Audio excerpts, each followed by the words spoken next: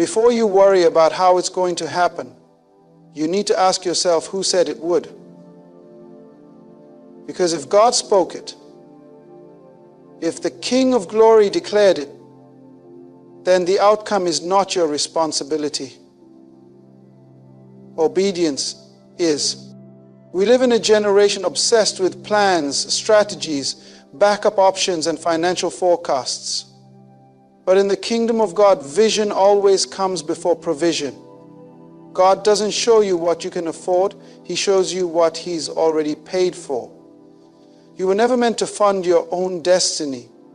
You were never meant to carry the weight of your calling on your own back. That pressure you're feeling, that fear you keep fighting, that's not from God, that's from trying to do God's job. You don't need to manipulate doors, force outcomes, or hustle to survive. If you are truly called, then heaven is obligated to supply everything you need to fulfill that assignment. When God gives vision, He also gives provision. And if you're in the middle of purpose, you're already in the flow of favor, even if you don't see it yet. So stop stressing about what's missing and start believing in what's already moving. Your life is not on pause. Your destiny is not in debt. You are not late. You are right on heaven's schedule.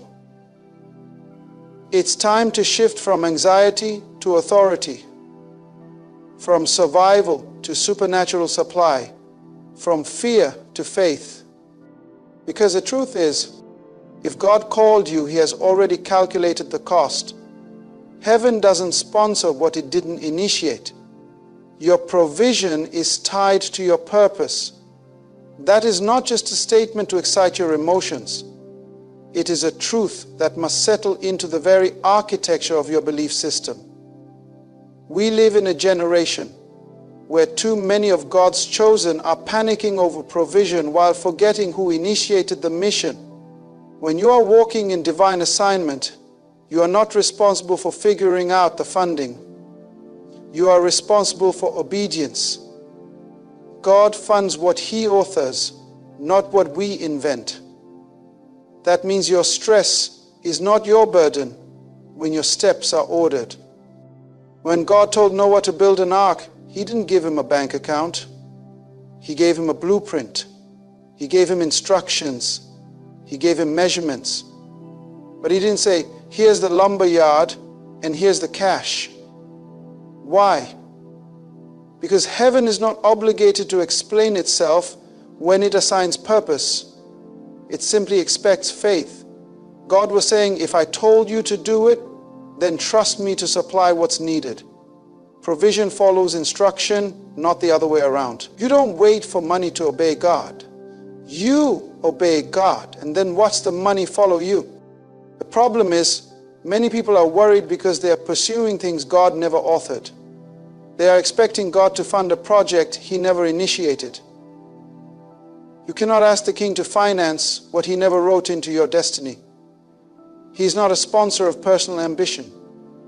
He is the source of divine vision. And the difference is critical. Ambition is what you want to do. Vision is what God assigns you to do. Heaven does not respond to dreams that were never birthed in the mind of God.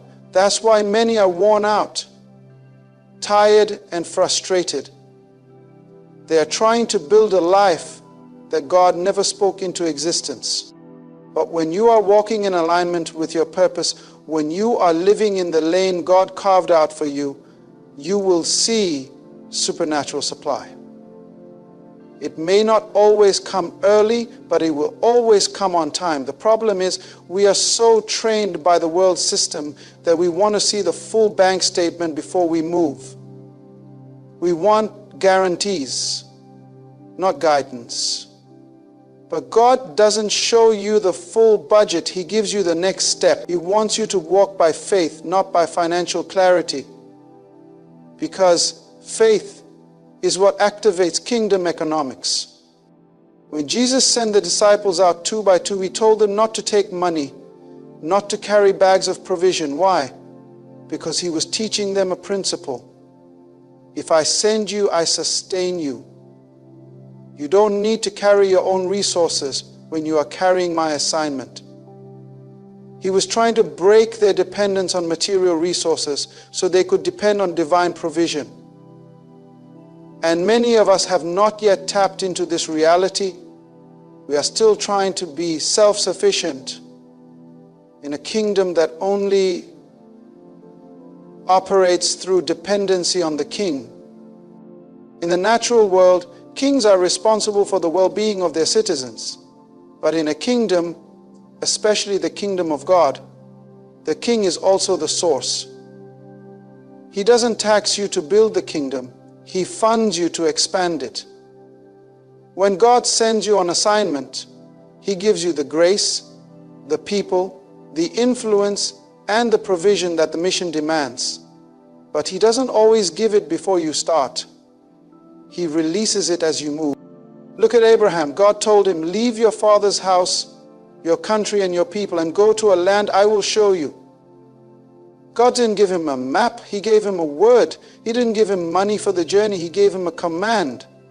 Abraham stepped out because he trusted the one who authored the vision.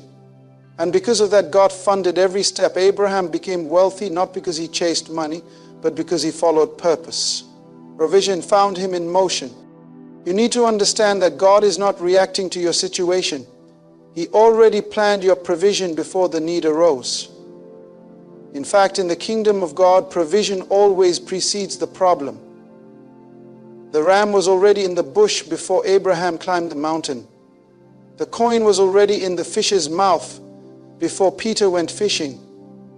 The oil was already in the house before the widow cried out to the prophet. The bread and fish were already accounted for before the 5,000 sat down.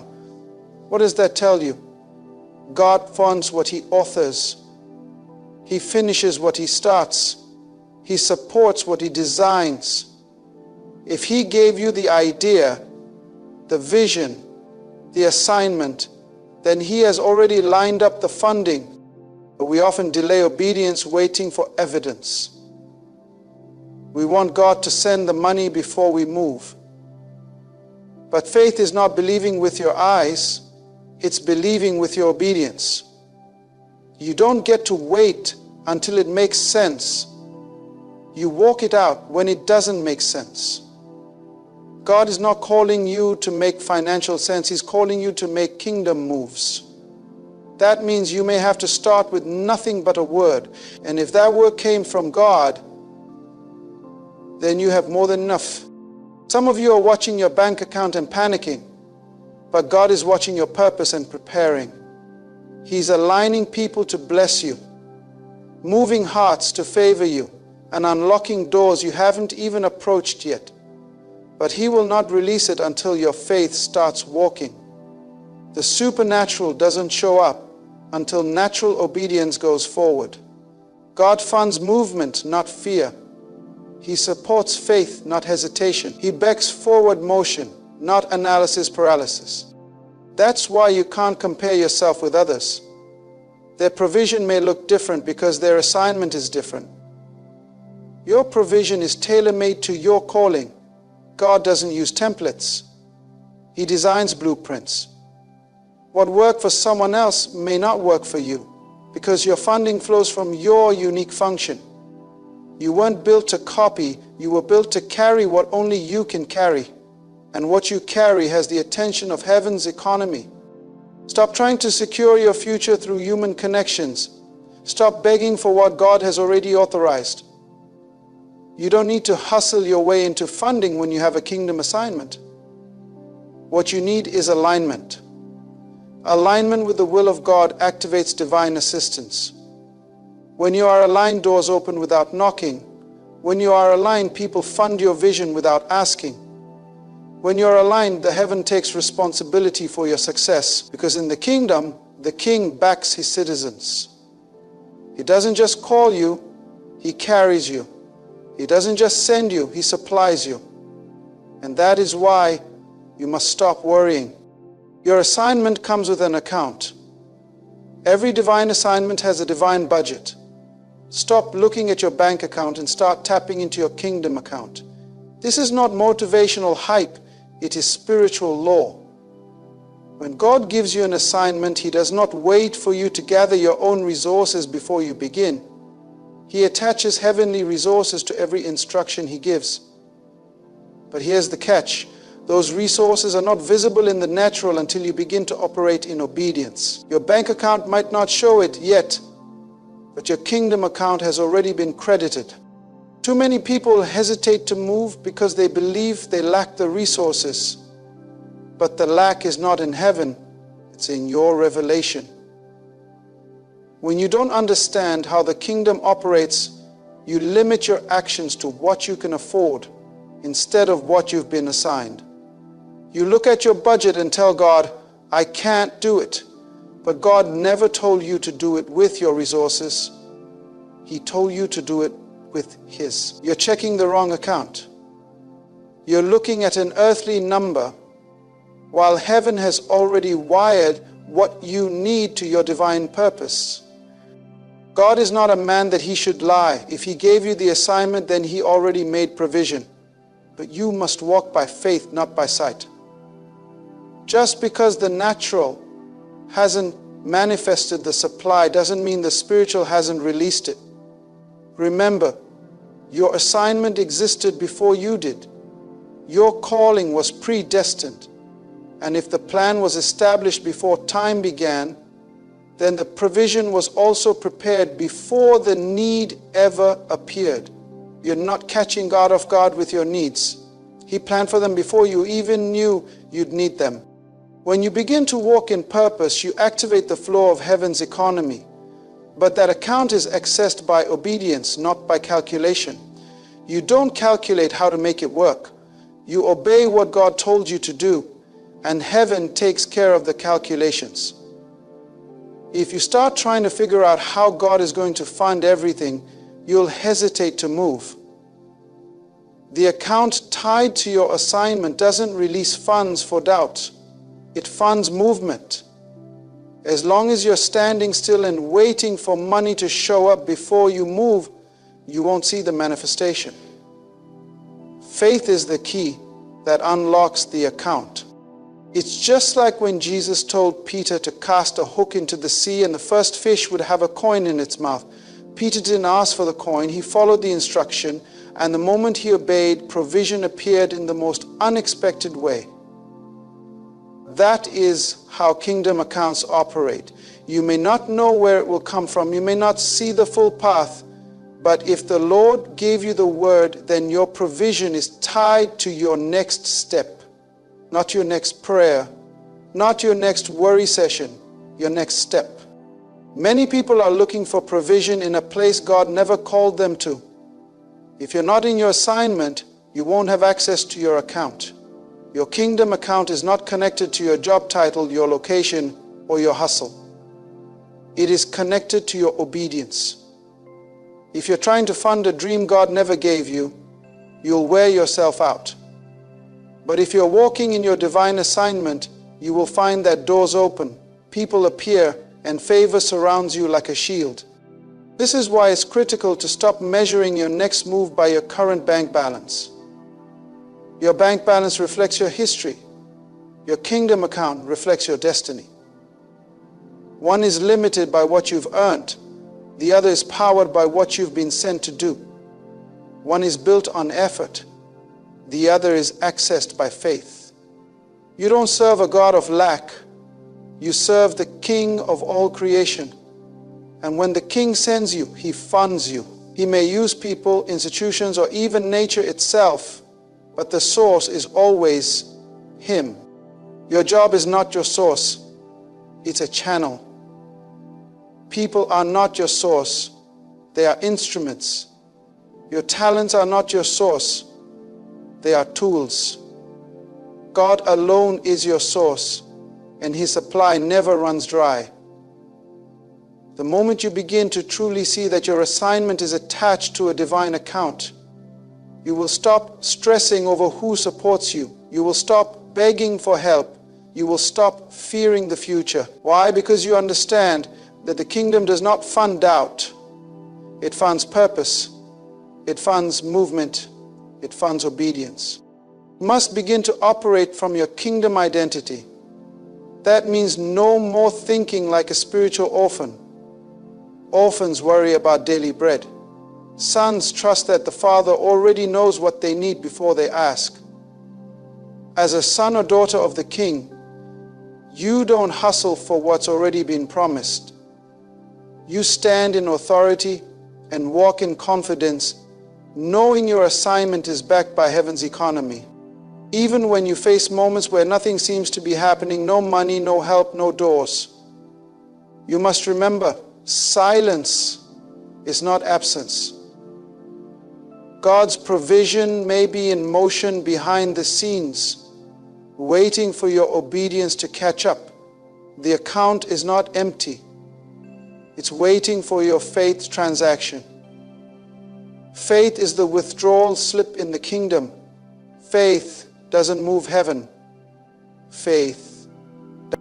You don't have to understand how it will all come together. You just need to be in position. Stop looking around for confirmation and start moving in revelation.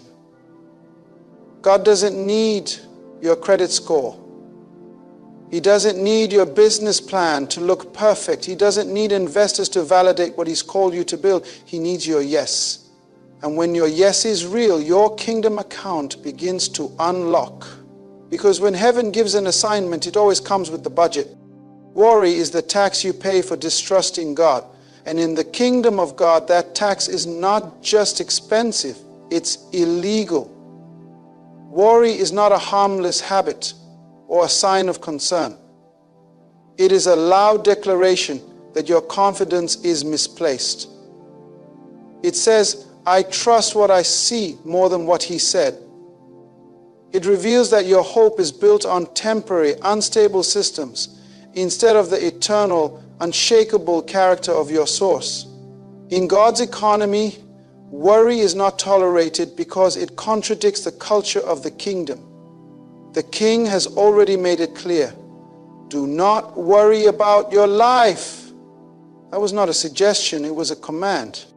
When Jesus preached the Sermon on the Mount, He didn't just address spiritual practices. He confronted the mindset that operates from fear, lack, and survival. He said, look at the birds. They don't sow or reap, yet your heavenly Father feeds them. Are you not much more valuable than they? In that moment, He wasn't just giving a poetic illustration. He was revealing the reality of kingdom citizenship. Birds operate on instinct, yet they never lack. You were created in the image of God, yet you're worrying about what to eat, what to wear, and how to make it through the month. The issue is not provision, it's perspective. Worry thrives in the absence of revelation. If you knew how deeply God was committed to your well-being, you wouldn't lose a minute of sleep. But worry grows when you forget who your Father is. That's why Jesus didn't just call Him God, He called Him Father. Because until you know Him as Father, you'll keep living like an orphan. Orphans hoard. Orphans panic. Orphans live on edge. But sons rest. Sons walk boldly. Sons know that their provision is not based on the market. It's based on the relationship. Worry is the enemy of clarity. It clouds your judgment and blinds you to the movement of God. It causes you to act prematurely, speak fearfully, and think irrationally. It leads to striving instead of stewarding. And most dangerously, it invites you to play the role of provider when God never gave you that position. When you worry, you step out of alignment and into anxiety, and once you start living from that place, you begin to react instead of respond. You begin to chase outcomes instead of obey instructions. Let's be clear. Worry is not humility. Some people disguise their worry as being realistic or responsible, but the kingdom has never operated by human logic. Faith is not the denial of reality. It's the refusal to be controlled by it. Faith does not ignore facts, but it stands on the truth. The truth is, You are backed by the God who owns the cattle on 1,000 hills. The truth is, your steps are ordered. The truth is, your needs are known before you even articulate them. So why worry? Worry also sabotages your creativity. It paralyzes your ability to think clearly, solve problems, or build anything meaningful. You cannot build purpose from panic. You cannot launch vision from fear. And you certainly cannot hear the voice of God when your mind is filled with doubt. Worry is spiritual interference. It jams your connection with heaven. That's why Scripture tells us to be anxious for nothing, but in everything, by prayer and petition, with thanksgiving, make your requests known to God. Why thanksgiving? Because thanksgiving is the antidote to worry. It shifts your focus from what's missing to what's already been provided. When you worry, you're meditating on the wrong source. Worry is negative meditation. It is rehearsing problems instead of promises. It's trusting in the power of the problem more than the presence of the provider. And make no mistake, what you meditate on, you magnify. When you magnify lack, you shrink your faith. When you magnify problems, you minimize your God. But when you shift your focus to who He is, what He's done and what He's promised, you starve worry and feed your faith. You have to choose daily where your mind will live. Will it live in the tension of what if, or in the peace of God said? Because you cannot dwell in both. The kingdom is not a dual citizenship realm. You are either governed by fear or led by faith. One leads to rest, the other to torment. The reason worry is illegal is not just because it robs your peace. It dishonors the character of God. It accuses Him of being unreliable. It questions His timing. It doubts His intention. And it ultimately says, God, I don't trust you to be enough. That is why Scripture repeatedly commands us not to fear, not to be anxious, not to worry. Not because God wants us to live with blind optimism, but because He wants us to live with grounded trust. Trust that says, even when I don't see it, I know you're working. Trust that says, even when I don't have it in my hands, I know you've already released it in heaven. Trust that says, you didn't bring me this far to abandon me now. You must make a decision. Either God is who He says He is, or He's not. And if He is, then worry has no legal residence in your life. You must evict it, tear up the lease, declare war on every thought that exalts itself above the knowledge of God. Because worry is not just emotional, it is spiritual warfare. The enemy uses it to wear you out, to drain your strength, and to get you to forfeit what's already yours. But you're not called to live in torment, you're called to live in trust. You're not meant to chase provision, you're designed to walk in it. You're not living off salary, you're living off covenant. And until that truth settles deep into your spirit, you'll keep bowing to systems God has called you to rise above. You'll keep measuring your future by a paycheck instead of by a promise. Salaries come from man, but provision flows from covenant. Your employer may cut the check, but heaven determines the supply. God is not your boss. He is your Father. He is not managing your life with limited resources.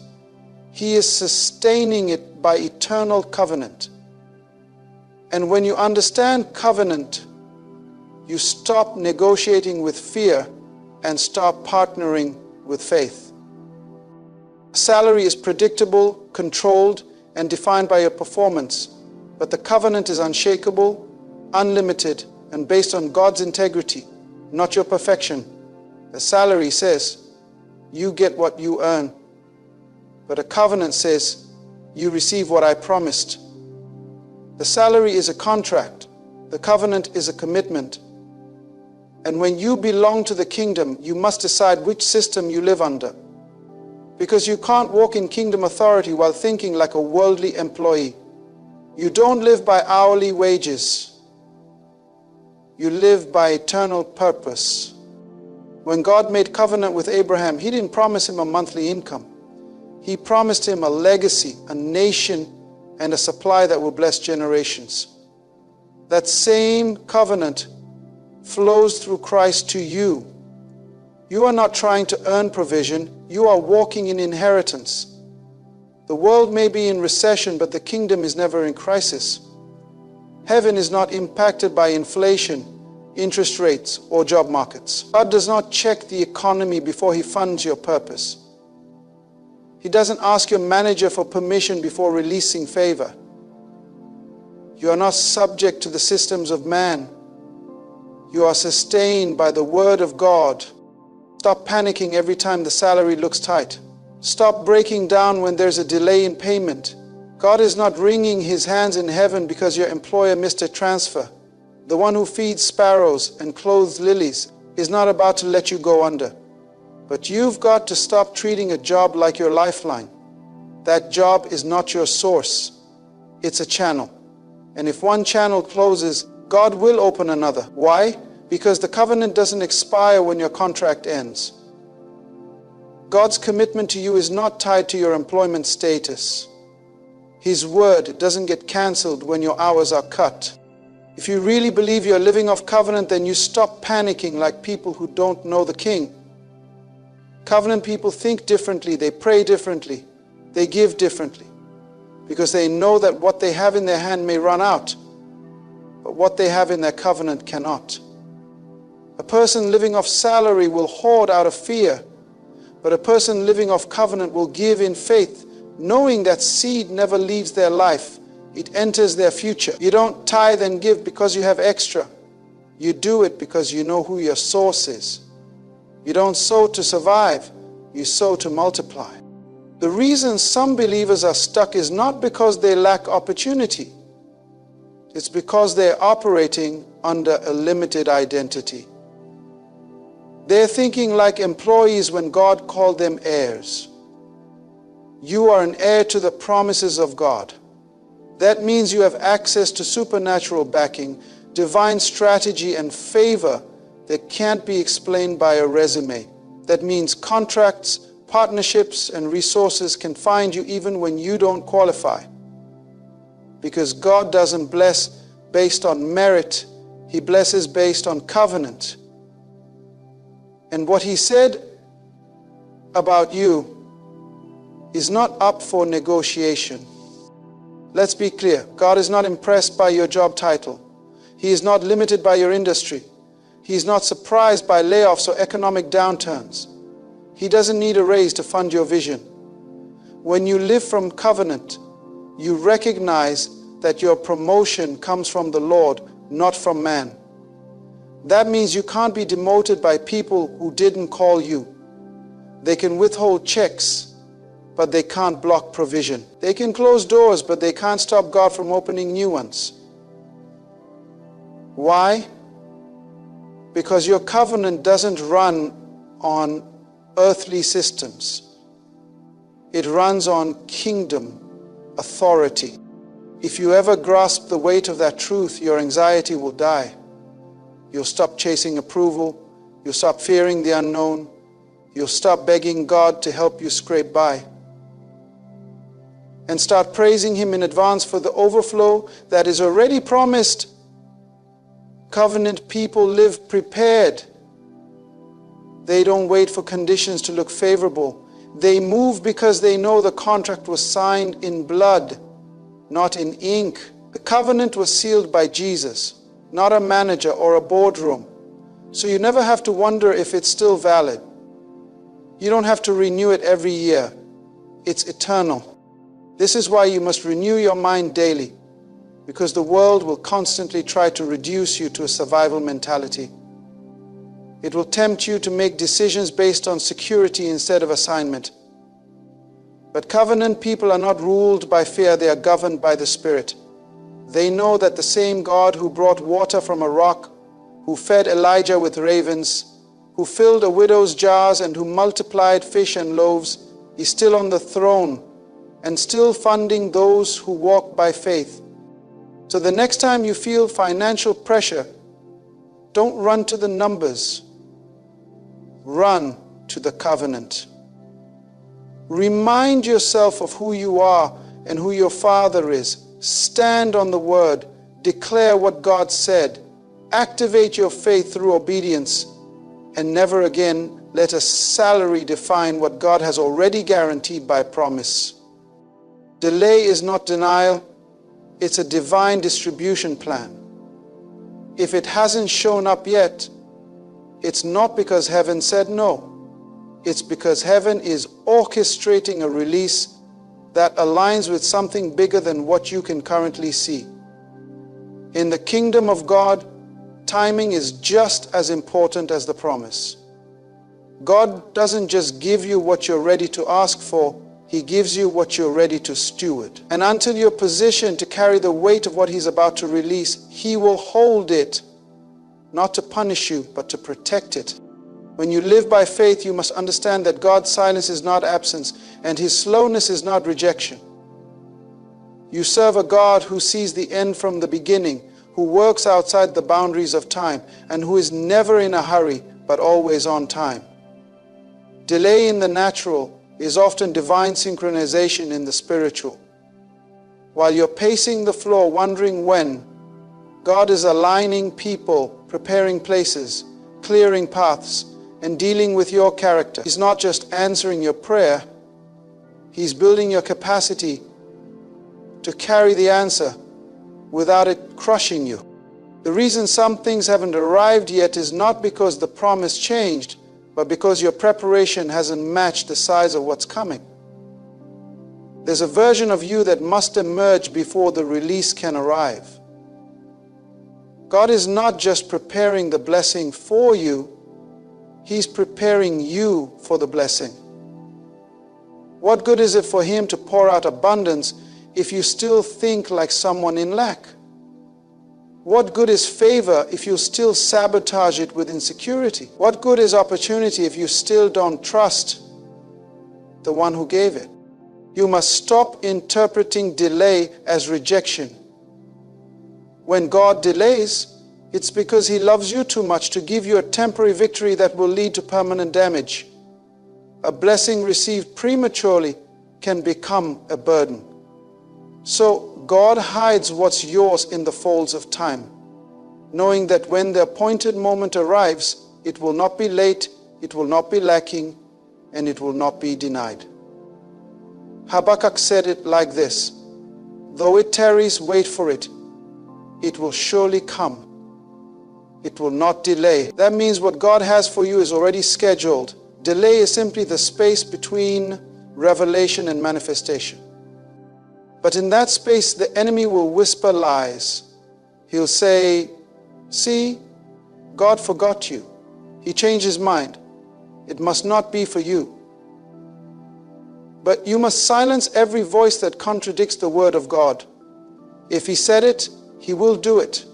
If He declared it, it will come to pass. God is not man. He does not flinch under pressure, change His plans, or break His promises. If there's a delay, it's because the promise is maturing, it's becoming ripe, and when it's ready, it will be undeniable. Sometimes the delay is also a test, not of your strength, but of your trust. Can you trust Him when nothing seems to be moving? Can you still worship when the door is closed? Can you still walk in obedience when the results are invisible? This is where many give up, not because God failed, but because they quit too soon. They walked away from the line of release because they mistook development for denial. But if you can endure, if you can remain faithful in the quiet seasons, you realize the delay wasn't a denial, it was a setup for a deeper revelation of His faithfulness. Joseph had a dream, but before the palace, he endured the pit and the prison. David was anointed king, but he had to dodge spears and live in caves before he wore the crown. Jesus was baptized in power, but led into the wilderness before He stepped into public ministry. Delay was part of their journey, not because God changed His mind, but because the release required readiness. And when the moment came, It couldn't be stopped. Heaven released what had always been theirs. This is why you must refuse to panic in the waiting room. Don't forfeit the promise because you're tired of waiting. Don't rush into counterfeit opportunities just to escape the discomfort of delay. There's a divine order to your destiny. And if you can remain aligned, you will see the hand of God move in such a way that no one will be able to take credit for it. When it arrives, it will be undeniable that only God could have orchestrated it. No manipulation, no hustle, just favor, pure and unstoppable. When you understand this, your posture in the delay shifts. You stop complaining and start praising. You stop doubting and start preparing. Because now you know it's not if, it's when. Heaven is not withholding, it's arranging. Angels are not idle, they're delivering. You're not being punished, you're being positioned. And every day you wait in faith is a day closer to the appointed time when God's perfect plan unfolds in your life with power, precision, and purpose. Faith is the receipt of what you prayed for. It is not wishful thinking. It is not emotional hype. It is not a desperate hope that maybe, just maybe, something will change. Faith is spiritual evidence. It is the confirmation of what hasn't manifested yet. When you walk in faith, you don't wait for it to show up in your hand before you believe it's yours. You carry it in your spirit like it already belongs to you. Faith does not ask, is it coming? Faith declares, it's already done. In the natural world, when you buy something online, you don't see the item immediately. You don't touch it, hold it, or use it right away. But you receive a receipt. That receipt proves that the transaction has been completed. You may have to wait for delivery. But you don't panic in the meantime. Why? Because you have proof. You don't call the company and say, are you sure you're going to send it? You trust the system. You organize your schedule around the arrival. You clear space in your home for what you know is on the way. That's what faith is in the kingdom. It is the divine receipt that says, God heard you, heaven responded, it's in transit. The problem is many believers treat prayer like a request and faith like a gamble. They pray, then wait for a sign. They fast, then wait for confirmation. But the kingdom doesn't move by sight, it moves by faith. Faith is not a reaction to what you see. It is a decision to believe what He said. And that belief changes how you live, how you speak, how you prepare, and how you give. Faith doesn't check the bank account before obeying. Faith doesn't ask for external validation before taking the next step. Faith moves with conviction, not caution. When God speaks, faith says yes before understanding how. Faith builds the ark before the rain. Faith steps into the Red Sea while the waters are still standing. Faith prepares the upper room before the Spirit has descended. Why? Because when you truly believe that God cannot lie, you don't wait for the facts to align before you take action. You take action because His word is enough. You don't need another sign. You already have the receipt. Faith is not just mental agreement. It is visible obedience. If you believe the door is open, you'll walk through it. If you believe the provision is released, you'll move like it's already in place. If you believe the promise is yours, you'll stop acting like a beggar and start speaking like an heir. Because faith changes your posture. It changes your tone. It removes desperation and replaces it with authority. Some people say they have faith, but their behavior betrays their confession. They pray for rain, but walk outside without an umbrella. They ask for provision, but make no room for it. They say they trust God, but build backup plans in case He doesn't come through. That's not faith, that's insurance. God is not looking for people who hedge their bets. He's looking for people who bet everything on His word. People who, like Abraham, are fully persuaded that what God promised, He is able to perform. You see, faith is not passive, it is active. It doesn't sit in the corner waiting for something to change. It steps into the unknown, trusting that the God who gave the word will uphold it. Faith is aggressive. Faith is bold. Faith is unshakable. That's why the enemy fights your faith more than anything else. Because if he can steal your faith, he can cancel your movement. He knows that without faith it is impossible to please God. He knows that faith is the access point to every kingdom resource. The enemy doesn't care how much scripture you quote if you don't believe it. He doesn't care how loud you shout or how long you fast if you don't walk it out. But when you get faith in your spirit, everything shifts. You begin to operate from victory, not for it. You begin to pray from a seat of authority, not from fear. You begin to live like the outcome is guaranteed, because you know it is. That's why faith is not hoping God will provide. It's living like He already did. It's building the business even when the funds look low. It's planning the event before the RSVPs are in. It's packing your bags even when the door hasn't opened yet. It's putting the house on the market even though you don't know where you're going next. It's waking up each day expecting good news. Not because the odds say so, but because your faith says so. And here's the power of faith. When God sees it, He responds. Faith draws heaven.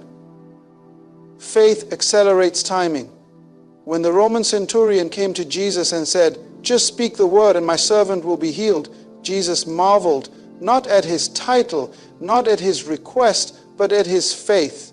He said, "I haven't seen faith like this in all of Israel." That's the kind of faith that pulls the future into the present. That's the kind of faith that opens heaven over your life. So you must live with this conviction. If I prayed it in faith, I already have it.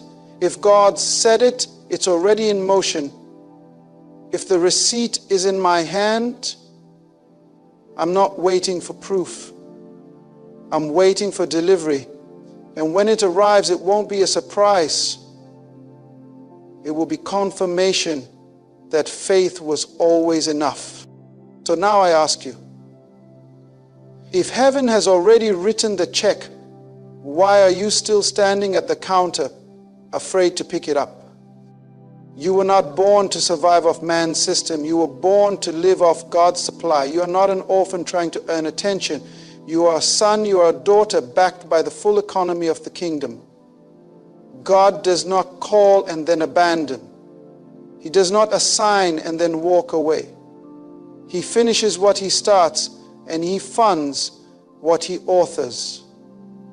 He's not waiting on a bank to approve it. He's waiting on you to believe it. Your life is not being held back. It's being positioned. What you thought was delay is preparation. What you called silence is strategy. And what looked like a closed door is actually divine security. Stop begging for what already belongs to you. Stop worrying about what's already been wired to your name in the Spirit. You have a covenant. You have access. You have the account of heaven backing your every step. So walk like it. Talk like it. Build like it. Give like it. Move like it. You're not a beggar. You're a believer.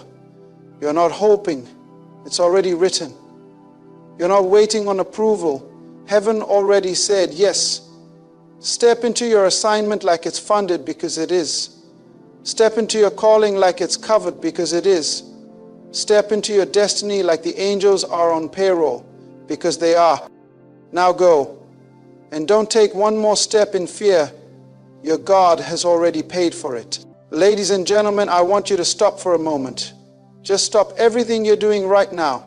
If you are listening to my voice, I want you to understand this truth that is about to change your life forever. I'm speaking directly to you. Yes, you.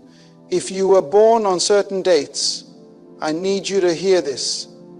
You are divinely chosen. The idea that birth dates carry divine significance is one that transcends ordinary thinking and invites us to explore a deeper understanding of life's purpose. It challenges the notion that our arrival in this world is merely by chance, or that we are just the result of a series of random events. Rather, it suggests that our lives are intricately designed, and our very existence is a part of a larger cosmic plan. If you were born on specific dates, your presence on this earth is not by accident. You are a divinely chosen individual, and the time you entered this world holds immense spiritual significance. The universe has a way of aligning events in such a manner that each soul is given the opportunity to fulfill a purpose greater than itself. The birth date you were given is not a mere numerical coincidence, but a part of the divine architecture of your life. The dates that mark your arrival are like spiritual markers, signals of a unique calling that has been placed upon you before the foundation of the world. When we begin to think about the dates of our birth, we often think of them as milestones, anniversaries that come and go with cake and candles, gifts and celebrations.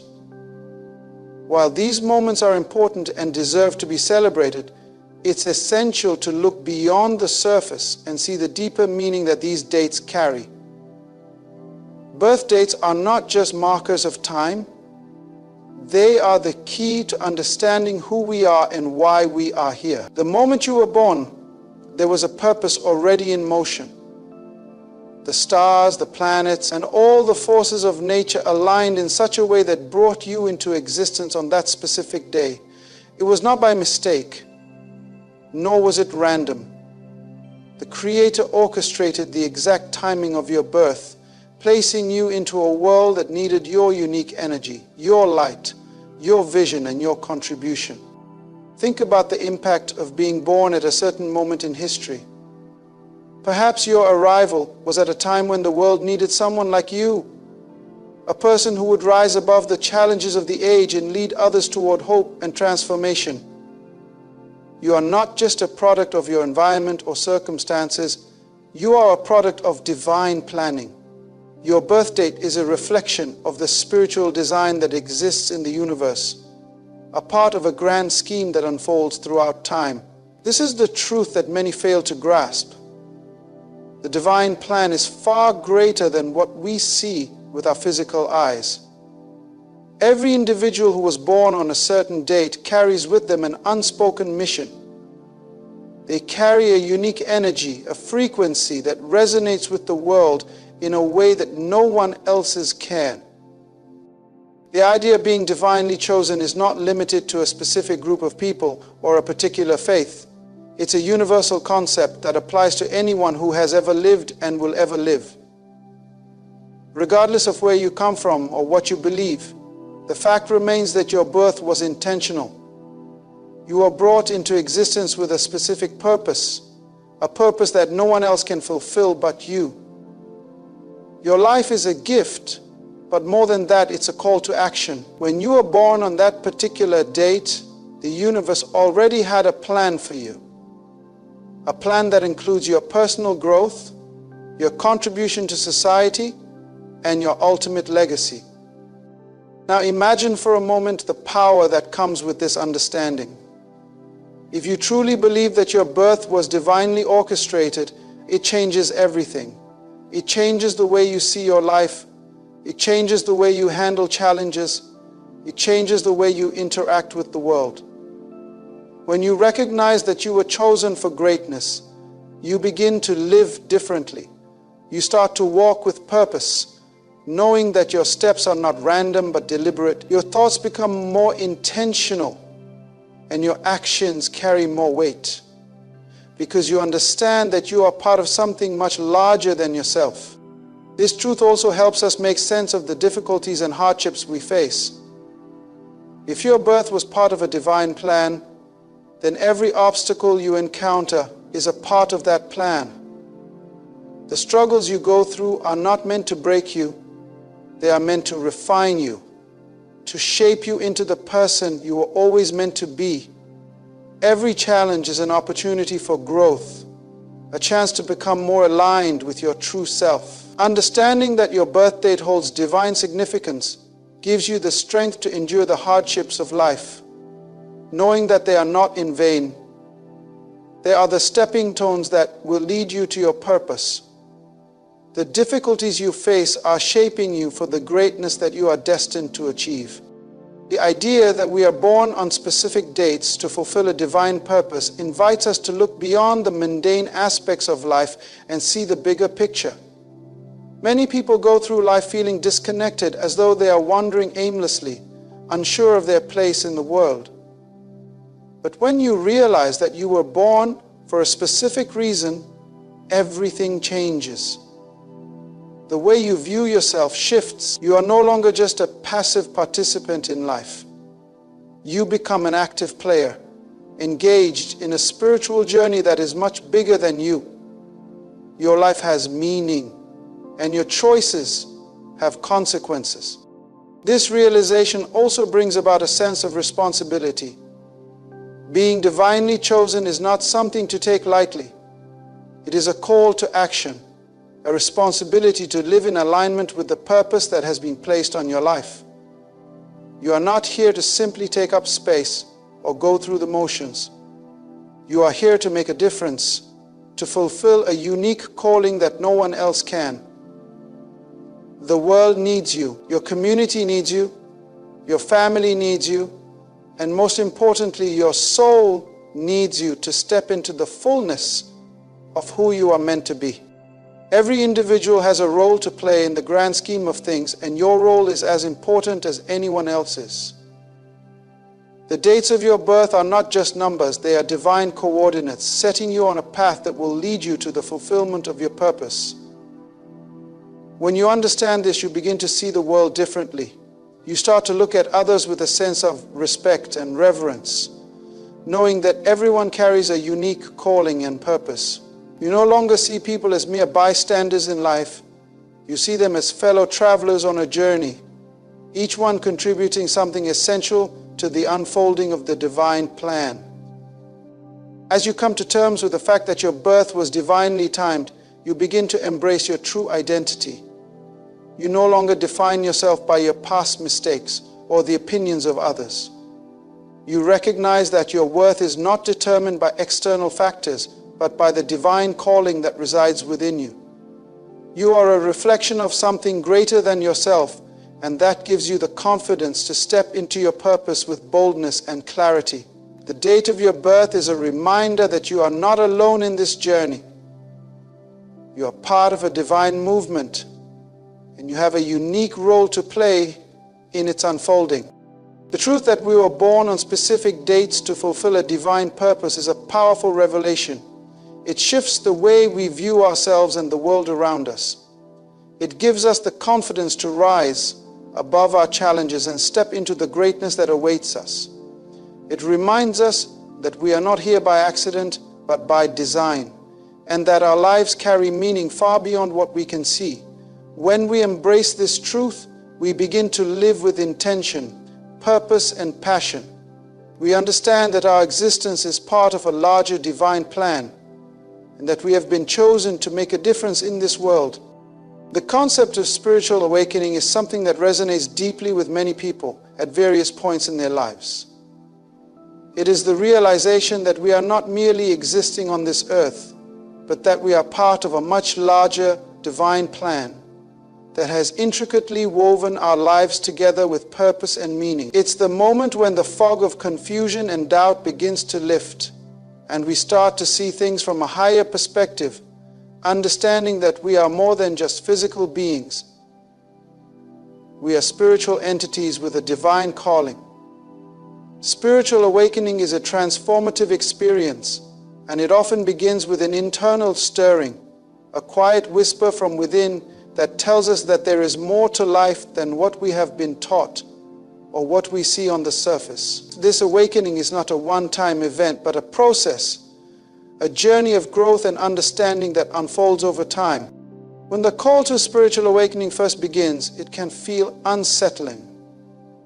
It challenges everything we have been taught, everything we have believed up to that point. It's as if the very ground beneath us starts to shift, and we are forced to question who we really are, what we are really doing here, and what our purpose is in this world. It is during this phase that many people experience a period of introspection, where they search for meaning in their lives and begin to peel back the layers of conditioning and societal expectations that have shaped their identity. The world around them may appear blurry and the path ahead may seem uncertain, but it is precisely during this time of uncertainty that the seeds of spiritual awakening are planted. Spiritual awakening is not about acquiring new knowledge or simply learning about spiritual concepts. It is about remembering who you truly are beneath all the layers of distraction, fear, and self-doubt. It's about reconnecting with the divine essence within you that has always been there, waiting to be awakened. This awakening process is about tuning into the frequency of the universe, aligning yourself with the natural flow of life and understanding that everything that happens in your life is part of a greater divine plan. The moment you begin to awaken spiritually, you start to see things from a higher perspective, as if you've removed a veil that has been clouding your vision for so long. You start to feel more connected to the world around you, to the people you encounter, and to the natural rhythms of life itself. As this awakening deepens, you begin to recognize that you are not an isolated individual living in a world of separation. Rather, you are part of a vast, interconnected web of life. This realization brings with it a profound sense of peace and purpose. You begin to understand that your thoughts, words, and actions have an impact not only on your own life, but on the lives of others as well. You are not merely a passenger in this journey. You are an active participant in the unfolding of the divine plan. The recognition of this truth comes with an intense sense of responsibility. Once you awaken to your true spiritual nature, you realize that you have a unique role to play in the grand scheme of things. The gifts, talents, and abilities that you have been blessed with are not just for your own benefit. They are meant to be shared with the world. This is where your purpose begins to crystallize. You start to see how your life experiences, both the highs and the lows, have all been preparing you for this moment of awakening. This understanding also brings about a shift in the way you view challenges and adversity. Before your spiritual awakening, you may have viewed difficulties as obstacles to your happiness or success. You may have wondered why life was so hard and questioned the fairness of it all. But as you awaken spiritually, you begin to see that these challenges are not random or meaningless. They are essential parts of your growth. They are the lessons that the universe is using to help you evolve into the person you are meant to become. Every challenge becomes an opportunity for growth, an invitation to go deeper into your own understanding of who you are and what you are capable of. The trials you face are not punishments, but rather catalysts for transformation. You begin to embrace life's difficulties with a sense of gratitude, knowing that they are shaping you, strengthening you, and preparing you for the greatness that awaits. Another key aspect of spiritual awakening is the recognition that you are not alone in this journey. As you awaken to your true nature, you begin to feel a deep sense of connection to others and to the world around you. You begin to see that everyone is on their own journey of awakening, and that we are all interconnected in ways that go beyond the physical. There is a profound sense of unity that comes with this realization. You begin to understand that every person you encounter is also a part of the divine plan, playing their own unique role in the unfolding of life's great story. This awareness fosters a sense of compassion and empathy for others. You no longer see people as separate from yourself, but as fellow travelers on the same path. This shift in perspective helps you to release judgment and to embrace others for who they truly are, knowing that they are also on a journey of growth and transformation. The awakening process also invites you to look inward, to connect with the stillness and silence that exists within. It is in this inner silence that you can hear the voice of your higher self, the voice of the divine, guiding you toward your true purpose. This inner connection is vital, as it helps you to align with the truth of who you are. In the stillness of meditation, prayer, or quiet reflection, you come to realize that you already possess all the wisdom and guidance you need within yourself. The answers to life's questions are not external. They are already inside of you, waiting to be discovered. Spiritual awakening is about remembering this truth and trusting in your own inner wisdom. It is a process of returning to the source, to the divine spark that exists within you, and that connects you to everything around you. As you continue on the path of spiritual awakening, you begin to see that everything in your life is a reflection of your inner state. Your relationships, your career, your health, and your overall experience of life are all mirrors of your internal world. The more you awaken to your true nature, the more your outer world begins to reflect that inner transformation. You begin to attract the people, circumstances, and opportunities that align with your highest good. Your life begins to flow more smoothly, and you start to experience a sense of ease and grace in everything you do. This doesn't mean that challenges disappear. Rather, it means that you are no longer bogged down by the weight of fear, doubt, and resistance. You have learned to surrender to the flow of life, trusting that everything is unfolding exactly as it should. Spiritual awakening is not a destination. It is a lifelong journey. It is a continuous process of growth, expansion, and alignment with your true self. As you deepen your understanding of who you are, you begin to live with greater intention and purpose. You start to take responsibility for your thoughts, your actions, and your energy, knowing that they have the power to shape your reality. You become more attuned to the divine guidance that is available to you at all times, and you begin to live in a state of flow and alignment with the universe. The more you awaken spiritually, the more you realize that the universe is always conspiring in your favor, guiding you toward the fulfillment of your divine purpose. And as you walk this path, you inspire others to awaken to their own spiritual truth, creating a ripple effect of transformation that spreads throughout the world. There is something profoundly transformative about understanding that we are unique individuals with the potential to make a lasting impact on the world around us. The realization that each of us carries within us a divine energy and a unique calling is both humbling and empowering. Many of us go through life simply trying to survive, to get by, to fulfill the expectations placed upon us. But when we awaken to the truth of who we are and the purpose embedded in our very being, we begin to see that we are not just ordinary people walking through an ordinary world. We are extraordinary. And this realization, this deep knowing that we are not just here to exist, but to make an impact, ignites a spark within us that propels us to action. The gifts, talents, and abilities we carry are not merely for our own benefit, but are meant to be shared with others, to elevate and uplift those around us. We were born not just to take up space, but to leave a lasting legacy, to touch lives, to change the world. The idea of being chosen for greatness is not just about individual success or fame. It's about contributing to the greater good. When we begin to understand that we are divinely chosen, it shifts the focus from the self-centered pursuit of personal gain to the outward expression of our purpose. It becomes about something much larger than ourselves.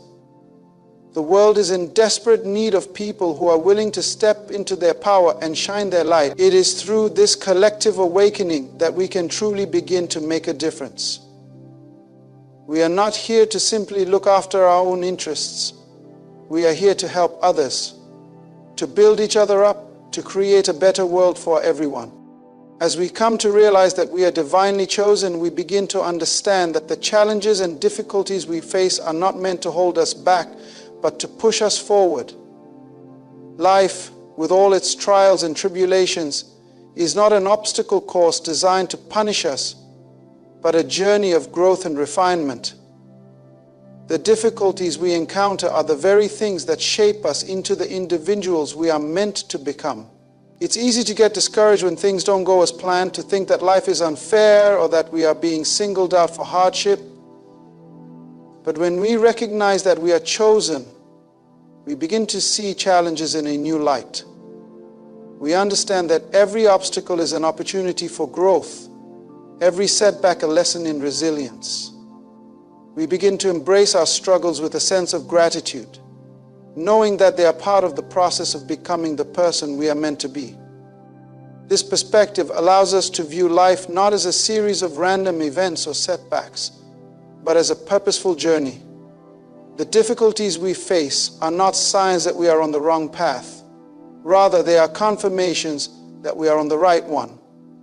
We are being refined, shaped, and strengthened in ways that will ultimately prepare us for the greatness we are destined for.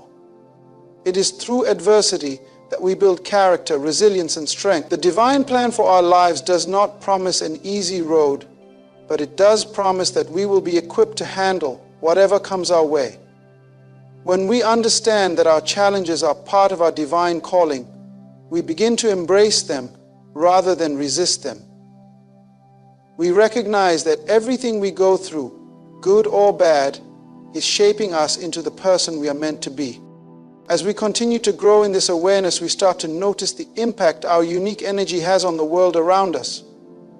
The way we interact with others, the way we carry ourselves, and the way we express our talents and abilities have the power to influence the lives of those we encounter. The more we step into our divine purpose, the more we begin to inspire others to do the same. When we live authentically, when we share our gifts with the world, we create a ripple effect that spreads far beyond our immediate circle. The energy we put out into the world is contagious. It inspires others to awaken to their own greatness, to recognize their own divine calling, and to step into their purpose.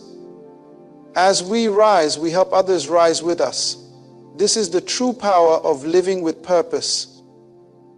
Not only does it elevate our own lives, but it elevates the lives of everyone we touch.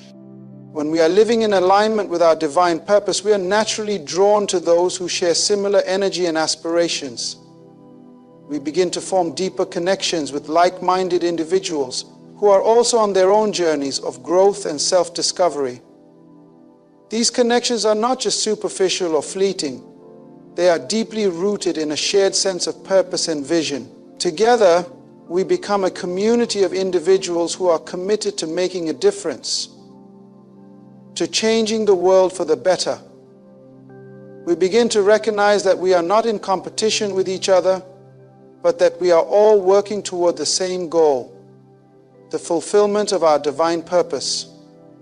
When we step into our greatness, we create space for others to do the same. But the understanding that we are divinely chosen brings with it a sense of responsibility. We are not here by accident. We are here with a purpose. And this purpose is not just for our own benefit, but for the benefit of the world. The gifts we have are not ours to keep. They are meant to be shared. As we begin to recognize the power within us, we realize that we have a responsibility to use that power wisely. We are stewards of our gifts, and we must use them to make a positive impact on the world around us. This sense of responsibility drives us to take action. It motivates us to step out of our comfort zones, to take risks, and to pursue our passions with unwavering commitment. It reminds us that we are part of something much larger than ourselves, and that the choices we make today have a ripple effect that can impact generations to come. One of the most beautiful aspects of understanding that we are divinely chosen is the freedom it brings. When we realize that we are living in alignment with a greater plan, we are no longer burdened by fear or doubt. We understand that we are not here by mistake, and that everything we experience, good or bad, is part of our divine journey. We no longer feel the need to prove ourselves to others, to chase after external validation, or to conform to societal expectation. We are free to be ourselves, to express our truth, and to pursue our purpose without fear of judgment or failure. This freedom allows us to live authentically, to embrace our uniqueness, and to step into our power. Living with purpose and understanding that we are divinely chosen changes everything about the way we approach life. It transforms our relationships, our careers, our health, and our overall sense of fulfillment. We begin to see ourselves not as victims of circumstance, but as powerful creators of our own destiny. We understand that we are here for a reason, and that our lives have meaning far beyond what we can see. Our choices, our actions, and our intentions all align with the divine plan, and as we step into this truth, we begin to live more fully, more authentically, and with greater joy and peace. The world around us begins to shift as well. We start to attract the people, opportunities, and experiences that align with our true purpose, and we create a life that is rich with meaning and fulfillment. Being divinely chosen is not just about personal greatness. It is about stepping into a higher level of consciousness and awareness, and recognizing that we are all connected, all part of a greater divine plan. It is about embracing the responsibility to live our lives with purpose and to share our gifts with the world. It is about understanding that our struggles are not in vain, but are part of the process of becoming who we are meant to be. And as we rise, we help others rise with us, creating a world that is filled with love, purpose, and unity. We are not here just to exist. We are here to make a difference, to live with intention, and to leave a legacy that will inspire generations to come. At the core of the human experience lies the innate desire to understand who we truly are and why we exist.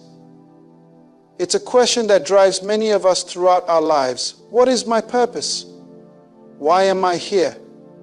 As we search for the answers, we often encounter moments of clarity that pull back the veil of uncertainty, revealing deeper truths about our existence and the universe at large. These moments, these realizations, are often the beginning of what many call a spiritual awakening. It is in these moments that we begin to understand that our lives are not mere accidents, nor are we powerless to shape our destiny.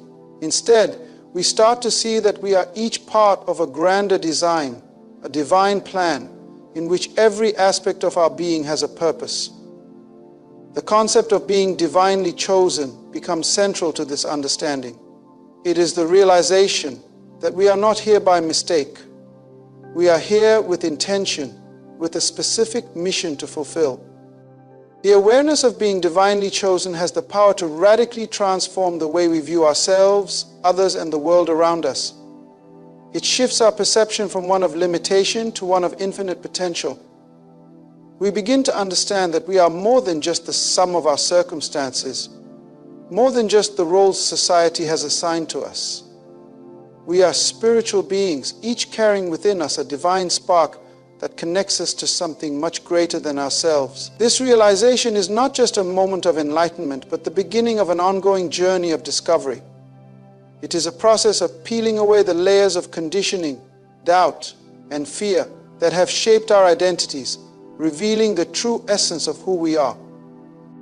When we begin to grasp the truth that we are divinely chosen, we also begin to understand that we are not isolated individuals, but part of a vast, interconnected web of existence. Our actions, thoughts, and intentions ripple out into the world, influencing those around us in ways we may never fully comprehend. This awareness brings with it a sense of responsibility, a recognition that our lives have far-reaching implications beyond our immediate surroundings. It is no longer enough to simply exist and go through the motions of life. We are now aware that the choices we make, the energy we put out into the world, have the power to create change, both in our own lives and in the lives of others. This understanding gives us a sense of urgency and purpose. We are not here just to pass the time. We are here to make an impact, to contribute to the greater good, and to help elevate the collective consciousness of humanity.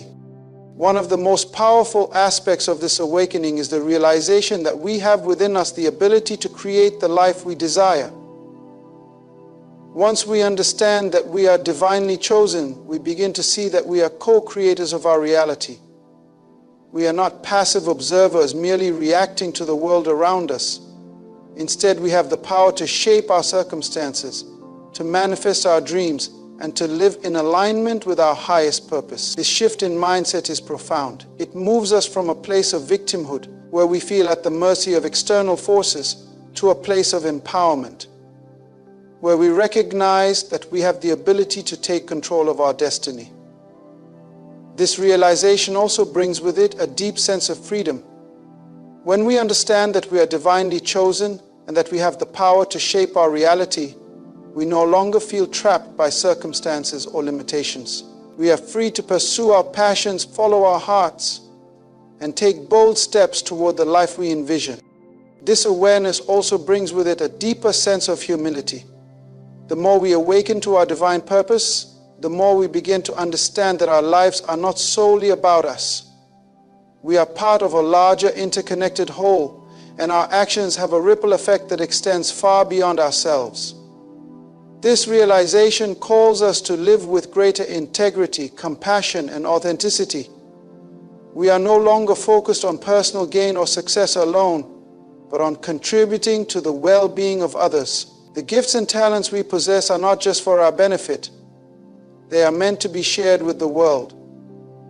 As we embrace our divine calling, we become more aware of the needs of those around us and are motivated to use our gifts to serve others. This shift in focus from self-centeredness to selflessness deepens our sense of fulfillment and brings a greater sense of meaning to our lives. One of the most challenging aspects of awakening to the fact that we are divinely chosen is confronting the fear and doubt that often accompany this realization. The journey toward understanding our divine purpose is not always easy. In fact, it can be filled with moments of confusion, uncertainty, and resistance. Many of us are conditioned to believe that we are unworthy of greatness or that we are not capable of achieving our true potential. We may feel inadequate or afraid to step into our power, believing that we are not deserving of success or happiness. These fears are often rooted in past experiences, societal conditioning, and limiting beliefs that we have internalized over time. Overcoming these fears is a crucial part of the spiritual awakening process. As we begin to understand that we are divinely chosen, we must also learn to silence the voice of doubt and fear that holds us back. This requires deep self-reflection, courage, and a willingness to trust in our own abilities and in the divine plan that is unfolding in our lives. In order to overcome these fears, we must first recognize them for what they are: illusions. Fear is not a reflection of our true potential. It is a byproduct of the ego, a false sense of self that tries to keep us small and limited. When we step into our divine power, we begin to see fear for what it truly is: a temporary obstacle that can be overcome with faith, perseverance, and a deep belief in ourselves. It is through this process of overcoming fear that we grow stronger, more resilient, and more confident in our abilities. We begin to understand that fear is not something to be avoided, but something to be embraced and transcended. It is a natural part of the journey, a sign that we are stepping into new territory and growing into the person we are meant to be. As we continue on this journey of awakening, we also begin to recognize the importance of alignment. Alignment is the key to unlocking our true potential. It is about living in harmony with our divine purpose, making choices that are in alignment with our highest good, and trusting that the universe will guide us every step of the way. When we are aligned with our purpose, everything falls into place. Opportunities flow effortlessly, relationships deepen, and we experience a sense of peace and fulfillment that transcends external circumstances. Alignment is not about forcing things to happen or trying to control the outcome. It is about surrendering to the flow of life and trusting that we are exactly where we are meant to be. As we align ourselves with our divine purpose, we begin to see the world through a different lens. We realize that everything is interconnected, that every experience, person, and situation has a purpose in our lives. We begin to trust in the divine timing of our journey and understand that everything is unfolding exactly as it should. Living in alignment with our divine purpose also means letting go of the need for validation from others. When we awaken to the truth of who we are and the power we hold within, we no longer seek external approval or validation. We understand that our worth is not determined by the opinions of others or by our achievements. Our worth is inherent in our being. It is a reflection of the divine spark that resides within us. When we live in alignment with this truth, we are free from the need to prove ourselves to anyone. We are free to be our authentic selves, to pursue our passions, and to live a life that is true to who we really are. This alignment also calls us to be present in each moment, to fully embrace the journey of life as it unfolds. The spiritual awakening process is not something that happens once and then is complete. It is an ongoing journey that requires our active participation. Each step we take, each decision we make, brings us closer to our true selves and our divine purpose. As we continue to awaken to our true nature, we begin to experience life in a deeper, more meaningful way. We begin to see the beauty in the everyday moments, the lessons in the challenges, and the divine presence in all things. This deepened awareness of the sacredness of life fills us with a sense of gratitude and reverence for every experience we encounter. It is in this state of alignment that we find peace, joy, and fulfillment. The truest expression of living in harmony with our divine purpose. In our journey through life, there are certain moments, certain awakenings that serve as turning points, pushing us to see the world and ourselves in new ways. The realization that we are divinely chosen is one such awakening.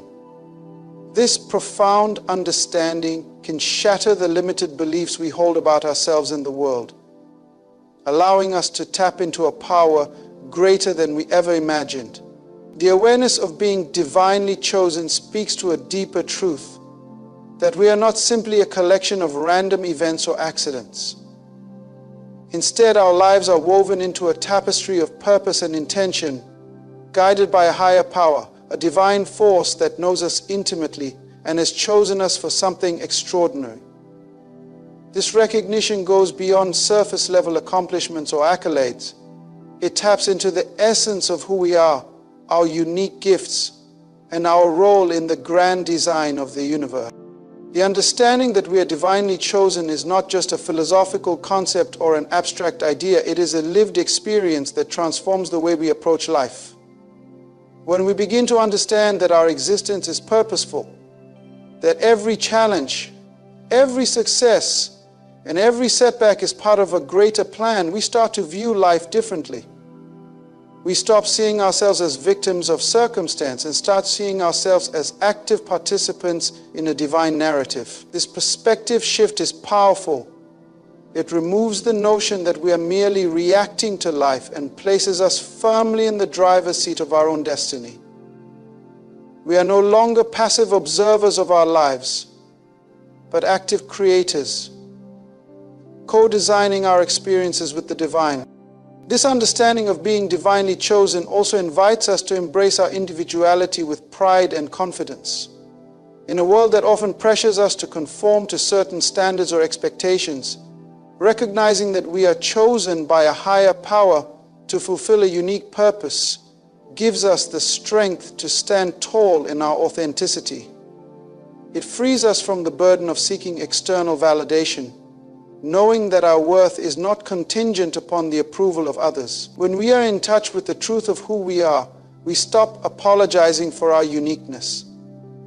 We begin to understand that our differences are not flaws but gifts that contribute to the richness of the human experience. These gifts, our talents, our abilities, our perspectives, are all part of the divine plan, and when we embrace them fully, we are honoring the higher calling placed upon our lives.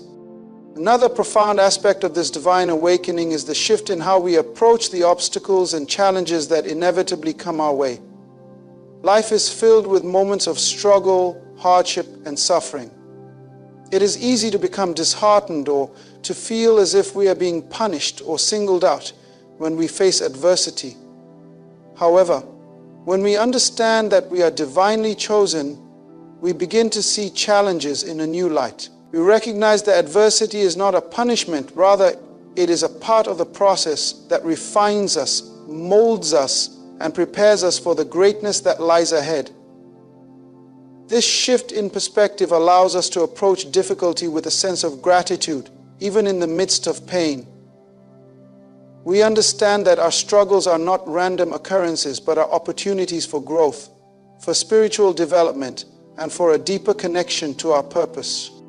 The challenges we face, while difficult, are not roadblocks that prevent us from reaching our goals.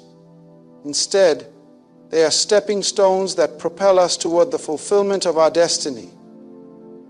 It is through overcoming adversity that we develop the strength, resilience, and wisdom needed to fulfill the divine purpose we have been chosen for. Each challenge we face is a test of our faith, our perseverance, and our ability to stay aligned with our purpose even when the road is tough.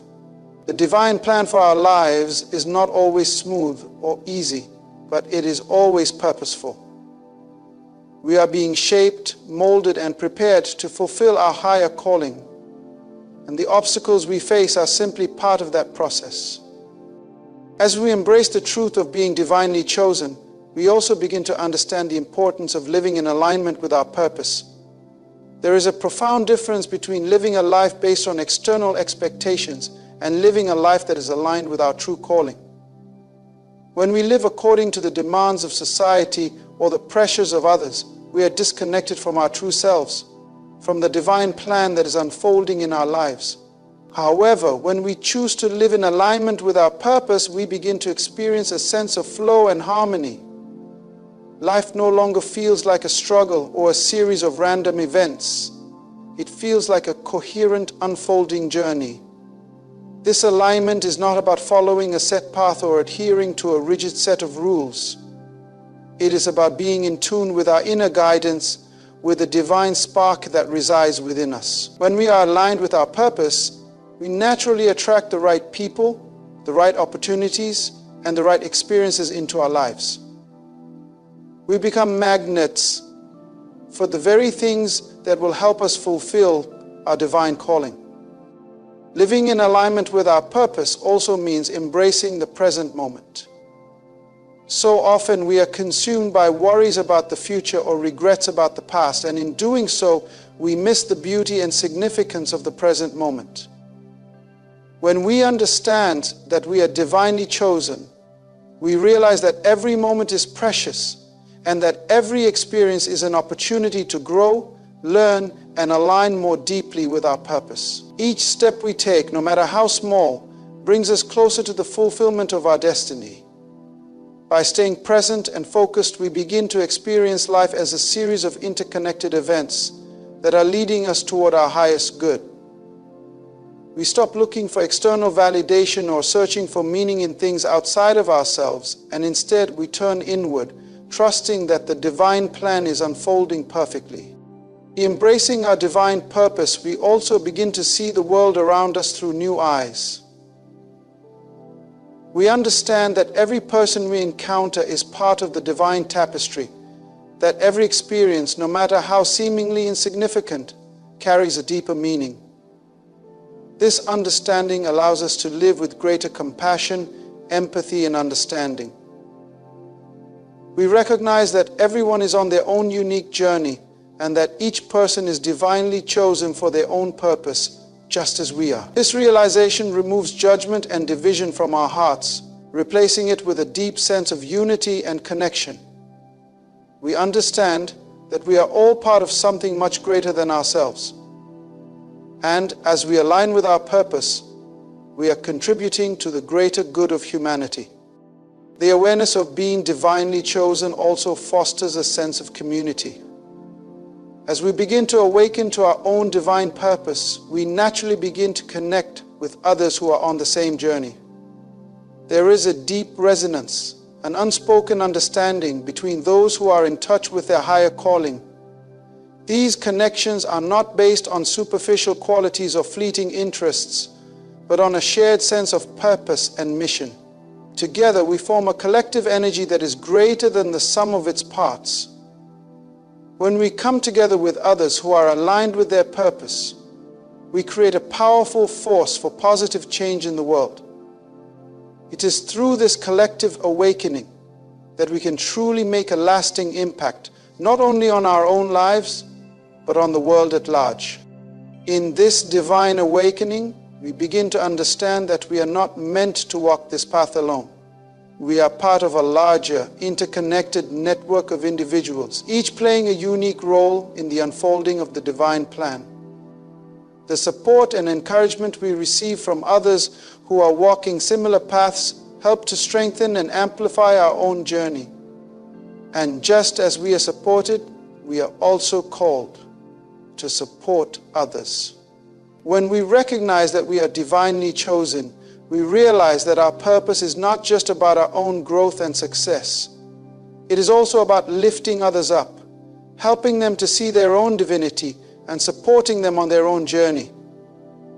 As we rise into our purpose, we naturally lift those around us, creating a wave of positive energy and transformation that spreads far beyond our immediate reach. Living in alignment with our divine purpose is not just about personal growth or success. It is about contributing to the greater good, to the collective awakening of humanity. Each of us plays a vital role in the unfolding of the divine plan. And when we embrace our purpose, we become active participants in a much larger, transformative process. It is through this understanding of our divinity that we can truly make a difference, not just in our own lives, but in the lives of everyone we encounter. The truth of being divinely chosen invites us to step into our power, to live with intention and purpose, and to contribute to the world in ways that will leave a lasting impact for generations to come. We are not here by accident. We are here with a divine purpose, and it is through the awakening to this truth that we can begin to create the life we were always meant to live. In the grand tapestry of life, you are not just a thread, you are a masterpiece, divinely chosen, placed here with a purpose beyond your wildest dreams. As you step into the power of your true identity, remember that you are part of something far greater than yourself. Your journey is not random, it is divinely orchestrated, filled with infinite potential. The challenges you face, the dreams you chase, and the gifts you carry, each one is a reflection of your unique purpose. So, I urge you to embrace this truth.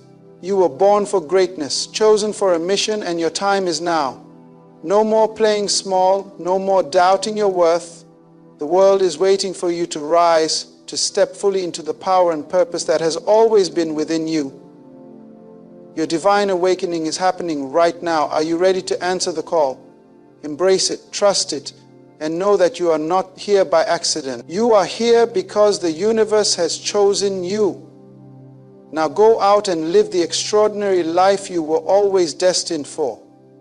Ladies and gentlemen, brothers and sisters, listen carefully. God does not play with purpose. He does not design anything without function. If you are breathing, there is something inside you that creation is waiting to see. And when God begins to prepare a vessel for something significant, He does it with intentional signs. Today I want to share with you 7 signs, not from emotion, not from guesswork, but from the principles of the kingdom that reveal when God is preparing you for something big. These are not just events, they are divine signals. When God has marked you for something significant, He doesn't begin by placing you on a platform. He begins by pulling you into a place of separation. Isolation is often misunderstood. It feels like abandonment. It feels like you're being overlooked, rejected, or forgotten. But in the kingdom of God, isolation is not a sign of rejection. It is a sign of divine selection. When God pulls you away, it's not to punish you, it's to pour into you. He removes you from the crowd so that you can hear Him without interference. Throughout Scripture, every man or woman God used powerfully went through a season of isolation. It was not a break, it was a setup. Before David ever sat on a throne, he was isolated in the field.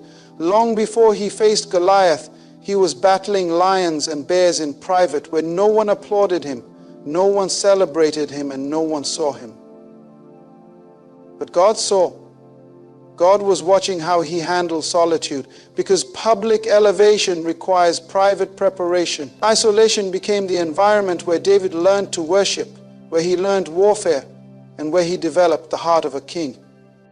Look at Moses. He was raised in Pharaoh's palace with the best education Egypt could offer. He had power, privilege, and position, but all of that meant nothing to God. Before Moses could lead Israel out of Egypt, God had to lead Moses out of Egypt, out of its influence, its mindset, and its systems. So where did God take him? Into the wilderness for 40 years. That was no accident.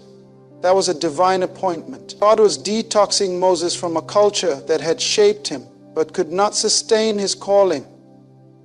The isolation wasn't a delay. It was design. It wasn't to break Moses, it was to build him into a deliverer. And then there is Joseph, chosen by God through prophetic dreams, favored by his father, but thrown into a pit by his own brothers. From the pit to Potiphar's house, from false accusation to prison, every stage seemed like a downward spiral. But Joseph wasn't going down, he was going deep. God was not burying him, he was planting him. Because something planted has the potential to grow beyond its current condition. Every place Joseph entered was a place of isolation. God was stripping him of dependence on family, reputation, and comfort, so that when he stood before Pharaoh, he stood as a man processed, purified, and positioned by heaven. Even Jesus himself was not exempt from isolation. Before he performed his first miracle, before he preached his first sermon, the Spirit led him into the wilderness. Not the devil, not a mistake, the Spirit. Why? Because public ministry without private intimacy leads to burnout, ego, and error. The wilderness was not a punishment. It was the classroom of preparation. In that lonely place, Jesus fasted, prayed, and faced temptation, not for his sake, but for ours. He had to conquer in private what we would struggle with in public. His isolation secured our future. When God pulls you away from familiar places and people, He's not trying to make you lonely. He's trying to make you focused. Isolation is where distractions die and purpose begins to breathe. You can't discover your voice when everyone else is talking around you. You can't carry divine instruction while still depending on public approval. The crowd can comfort you, but it cannot prepare you. Only God can do that. And He does it in the quiet, in the hidden, in the unseen. That's why your phone stops ringing. That's why certain relationships start fading. That's why doors you didn't expect to close suddenly slam shut. God is silencing the noise because He's speaking something you need to hear. When He isolates you, He's not wasting your time. He's reclaiming your attention. You've been running on opinions, fueled by affirmation, driven by applause. But now, God says, come away. I need to show you who you are, without the stage, without the followers, without the filters. It's in isolation that identity is forged. When Jacob was left alone, he wrestled with God. Not when he was surrounded by people, but when he was by himself. And in that place, he didn't just wrestle, he got a name change. He walked in as Jacob and came out as Israel. God changed his future in the dark. Because sometimes God has to separate you so He can secure you. Sometimes He has to empty the room so He can fill your soul. And yes, it hurts. Isolation can feel like being forgotten. It can feel like everyone else is moving ahead while you're standing still. But remember this, movement is not always progress. You can run in circles and never arrive. God is not trying to rush you. He's trying to root you. Because what He's preparing you for requires depth, not just speed. You are not behind, you are hidden. There is a difference. Hidden things are protected. Hidden things are preserved. Diamonds are formed in the dark. Seeds grow in the soil. Babies are developed in the womb. All of these begin in isolation. Not because they're weak, but because they are precious. God hides what He values. He isolates what He's about to elevate. If you're in that season, don't despise it. Embrace it. Lean into it. Let the silence speak. Let the solitude teach. Because while people may not see what's happening in you, heaven knows. Heaven is watching. Heaven is investing. Heaven is preparing you for something beyond your imagination. When you begin to experience resistance that doesn't make sense, warfare that feels heavier than your current responsibilities, attacks that seem bigger than your platform, you are not under random assault. You are under prophetic pressure. Unusual resistance is often a signal that your assignment has expanded in the spirit before it manifests in the natural. Hell does not waste energy. His instinct is if the enemy is intensifying the warfare around you, it is because he sees something on you that you might not even see on yourself yet. The enemy doesn't attack the casual, he attacks the consequential. The moment you step into alignment with destiny, warfare increases. That is not superstition, it's kingdom reality. We see it clearly throughout the biblical narrative. When Moses was born, Pharaoh suddenly ordered the killing of Hebrew boys. Why? Because purpose had just entered the earth. When Jesus was born, Herod initiated a mass genocide of infants. Why? Because heaven had deposited a savior into history. Every time God releases something into the earth, the enemy tries to abort it before it matures. So if you are experiencing warfare, stop asking, what did I do wrong? And start asking, what am I carrying? Unusual resistance means you are pregnant with something heavy. You don't face the same pressure when you're empty. Resistance is not proof of weakness, it is confirmation of weight. The higher the calling, the heavier the conflict. The more dangerous your purpose is to darkness, the more aggressive the attack will be. The enemy is not after your peace, he is after your potential. He is not threatened by your present, he is terrified of your future. He strikes early. He creates confusion, he sends discouragement, he manipulates your environment. Why? Because if he cannot destroy you, he will try to distract you. This is why you must discern the difference between normal life trials and spiritual warfare. Life happens to everyone. But when patterns of attack begin to surface, when relationships collapse, finances dry up, mental pressure escalates, and you're still walking in integrity, that's not coincidence. That's confrontation. You have entered a season of spiritual resistance. And that is good news because resistance builds strength. No one grows without pressure. If everything around you is shaking, maybe God is building a new foundation under you. One that can carry the assignment you're about to step into. Consider the life of Job, a man who did nothing wrong, yet he lost everything. Why? Because he was being tested on a level that matched his assignment. God trusted Job with pain because he also trusted Job with purpose. The enemy thought Job would curse God if things got hard, but Job didn't just survive, he was restored. And that restoration wasn't a return to normal, it was an elevation. Double what he lost. That's what happens when you endure warfare with the right posture. God does not allow pain unless there is a promotion attached to it. Let's also look at Jesus in the Garden of Gethsemane. The greatest spiritual resistance of his earthly life didn't come during his miracles. It came right before the cross.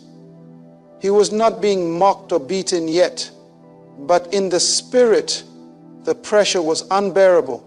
He said, "My soul is overwhelmed with sorrow to the point of death." He was sweating blood. Why? Because he was about to fulfill the ultimate assignment. And before manifestation, there is always pressure. Before resurrection, there is always crucifixion. The warfare before the promise is always more intense than the celebration after the promise. So if your warfare has increased, do not collapse. Do not retreat. Do not question your value. You don't throw stones at empty trees. The enemy is pressing you because there's oil in you. You are a threat, but the presence of warfare is also the presence of God's confidence in you. He knows you are equipped. He knows what He placed inside of you. And if you can survive this resistance, you will walk into a level of influence, wisdom, and authority that matches your warfare. The resistance you feel is not just about you. It's about the people connected to your obedience. It's about the generation that will rise because you didn't give up. Your warfare is generational. Your resistance is historic. The enemy is not just fighting what you're doing, he's fighting what you're becoming. Because your future self is dangerous. Your healed self is powerful. Your anointed self is unstoppable. Understand this. Warfare doesn't mean you're defeated. It means you're on the front lines. It means you're progressing. The enemy fights what moves. If you're not being challenged, you might not be charging forward. But when you're moving toward destiny, you feel the pressure. And that pressure is a prophecy. It is heaven's announcement that something is shifting. That's why you've been misunderstood lately. That's why you've been under mental attack. That's why doors that made sense suddenly shut. That's why your sleep is disturbed and your joy feels like it's under siege. It's not just stress, it's a signal. You're in a spiritual war zone because you've stepped into a spiritual upgrade. You're not going backward, you're breaking through. You're not being punished, you're being promoted under pressure. The attack is not your identity, it's your indication. It means the enemy is nervous. And when hell gets nervous, heaven gets louder. When God begins to strip away what's familiar, it often feels like life is falling apart. The people you depended on distance themselves. The systems you trusted fail. The routines that gave you comfort are suddenly interrupted. Everything that used to make you feel stable begins to shift. But this is not chaos, it's construction. God is not trying to destroy your life. He's removing your crutches, because as long as you lean on what's comfortable, you will never step into what's possible. Familiarity is one of the greatest enemies of faith. It's not always sin that keeps us stuck. It's safety. You can be so familiar with a rhythm, a relationship, a routine, that you no longer depend on God, you depend on predictability. But the life of faith is never predictable. It is disruptive.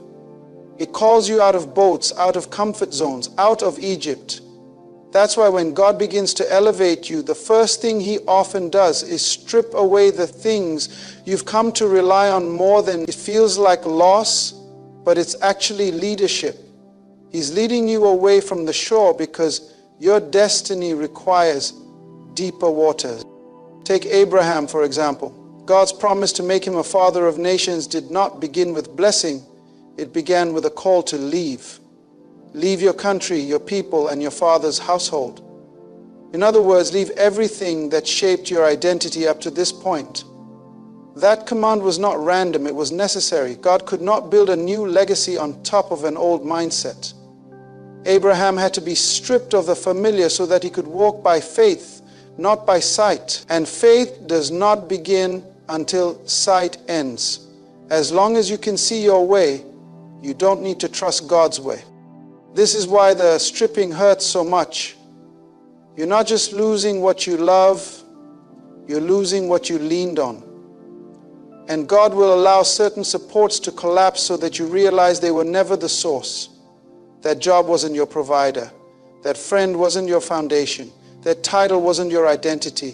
When those things fall, it's not God being cruel, it's God being clear. He's showing you that you don't need them to become who He called you to be. What you need is Him.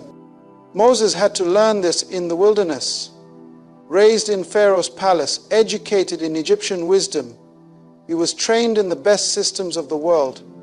But when it came time for God to use him, He didn't use the palace, He used the desert. Moses had to be removed from the familiar structure of Pharaoh's court and led into the barren wilderness, not for a weekend, but for 40 years. That was not wasted time. That was pruning. God was stripping him of everything Egyptian so He could instill in him everything kingdom. And when God finally called him to go back and deliver His people, Moses had no status, no army, no influence, only a staff and a word from God. Because when God is all you have, you realize He's all you need. Sometimes the stripping shows up as delay. You were expecting promotion and instead came silence. You prayed for increase and instead came isolation. But what looks like delay is often divine preparation. God strips you before He sends you. Because if you're still attached to the familiar, you'll try to recreate old comforts in new seasons. You'll try to bring Egypt into the promised land. And God will not let you carry yesterday's baggage into tomorrow's breakthrough. You must let go. Even Jesus demonstrated this principle. Though He was the Son of God, He did not begin His public ministry until He stripped Himself of glory and took on human form. Then, before stepping into miracles, He was led by the Spirit into the wilderness. There was no crowd there, no stage, no support system, just Him, the enemy, and the Word. It was there, in that stripped down state, that Jesus defeated temptation and emerged ready to walk in authority. You don't need all the things you think you need. You just need what God gives you in the wilderness. This is why some of your relationships are shifting. Why doors you expected to open have stayed shut. Why people who once celebrated you are now silent. It's not sabotage, it's strategy. God is weaning you off dependence. He's building a faith that doesn't need confirmation, a walk that doesn't need crutches, a strength that doesn't come from comfort but from confidence in His voice. Because where you're going, you can't rely on yesterday's support. You must learn to walk by faith. And make no mistake, faith is not always loud. Sometimes it looks like stepping forward while still scared. Sometimes it looks like obeying when you don't have all the answers. It looks like moving even when you can't see the whole map. And that kind of faith doesn't grow in the familiar. It grows in the unfamiliar, in the unknown, in the uncomfortable. So if everything around you is shifting, don't panic. You're not being abandoned, you're being transitioned. God is removing the scaffolding because the structure is strong enough to stand. He's not trying to make you weaker. He's making you wiser. He's teaching you how to trust, how to hear, how to walk without leaning on what's easy. Because faith doesn't need familiarity. Faith needs obedience. There comes a moment in your life when what once satisfied you no longer does. The things that used to excite you now feel empty. The routines that brought you comfort now feel confining. It's not depression. It's not confusion. It's divine discontent. God begins to stir something deep inside you, a restlessness that interrupts your normal. That unease, that holy frustration is not the enemy It's God awakening you. When your soul starts to feel too big for your surroundings, it's a sign you've outgrown your current season. This burning desire for more isn't about ambition or greed. It's about alignment. It's a signal that heaven is calling you into something greater. You can't explain it, but you feel it. There's a pull in your spirit, a divine itch, a knowing that you were made for more than what you're currently experiencing. That is not arrogance, it's awareness. You're not dissatisfied because you're ungrateful. You're dissatisfied because you've matured. What once fit now feels tight. What once filled you now feels shallow. And when that happens, it's time to pay attention. God often speaks through restlessness before He speaks through revelation. Before you get the details, you get the discomfort. That's how He moves you. He makes you uncomfortable in places you were once comfortable. That job, that relationship, that environment, it's not bad, it's just no longer your assignment. When God is getting ready to shift you, He doesn't always start by speaking externally. He stirs you internally. The hunger increases, the peace lifts, the passion returns. And it doesn't make sense to those around you, because on the outside, everything looks fine. But on the inside, you know there's more. Look at Elisha. He was plowing in a field, doing ordinary work, when Elijah walked by and threw his cloak on him. Nothing magical happened outwardly, but something divine happened inwardly.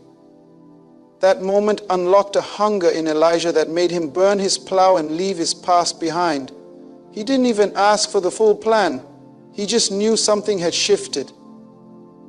That's what happens when God marks you for more.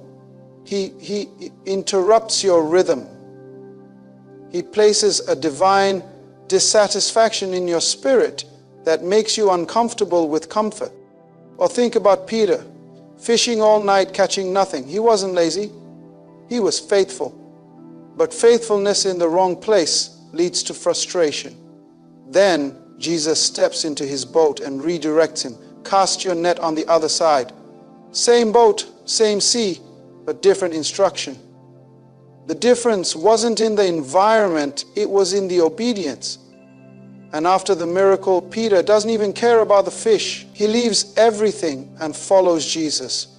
Because once you taste divine purpose, you can't go back to empty routine. Once your spirit is awakened to calling, comfort will never satisfy you again. Even Abraham felt this. He had land, livestock, wealth. He wasn't in crisis, he was in success. But success without purpose still leaves you empty. God called him out from everything familiar, not because what he had was bad, but because what was coming was better. When you feel that burning for more, you're being invited into the unknown. And that's the place where faith thrives. God is not just calling you to do more, He's calling you to become more. That hunger you feel is heaven's invitation. Don't ignore it, don't medicate it, don't suppress it. That's the problem. We often try to numb what God is trying to ignite. We stay busy. We entertain ourselves. We cling to old roles. But the longer you fight the shift, the more frustrated you become. Because the restlessness doesn't go away, it intensifies. Why? Because your destiny is too heavy to settle for what's easy. The weight of your calling will not allow you to get comfortable in a season that's expired. You may not know the next step yet. That's okay. The fire doesn't come with full instructions. It comes to wake you up, to shake you, to prepare you. It's the fire that pushes you to pray again, dream again, seek again. It's the fire that won't let you stay silent when you're called to speak. It's the fire that makes you leave the boat while others stay seated. It's not logic, it's leading. Not impulse, it's instruction. Jeremiah said it best. It's like fire shut up in my bones. He tried to stay quiet. He tried to play it safe. But the word of the Lord was too strong inside him. That's what this restlessness is. A divine alarm, a spiritual stirring, not to destroy you, but to direct you. God is saying, you've stayed here long enough. It's time to move. It's time to shift. It's time to walk into what I've been preparing you for. And you may not feel qualified. You may not feel ready, but hunger is proof you're being summoned.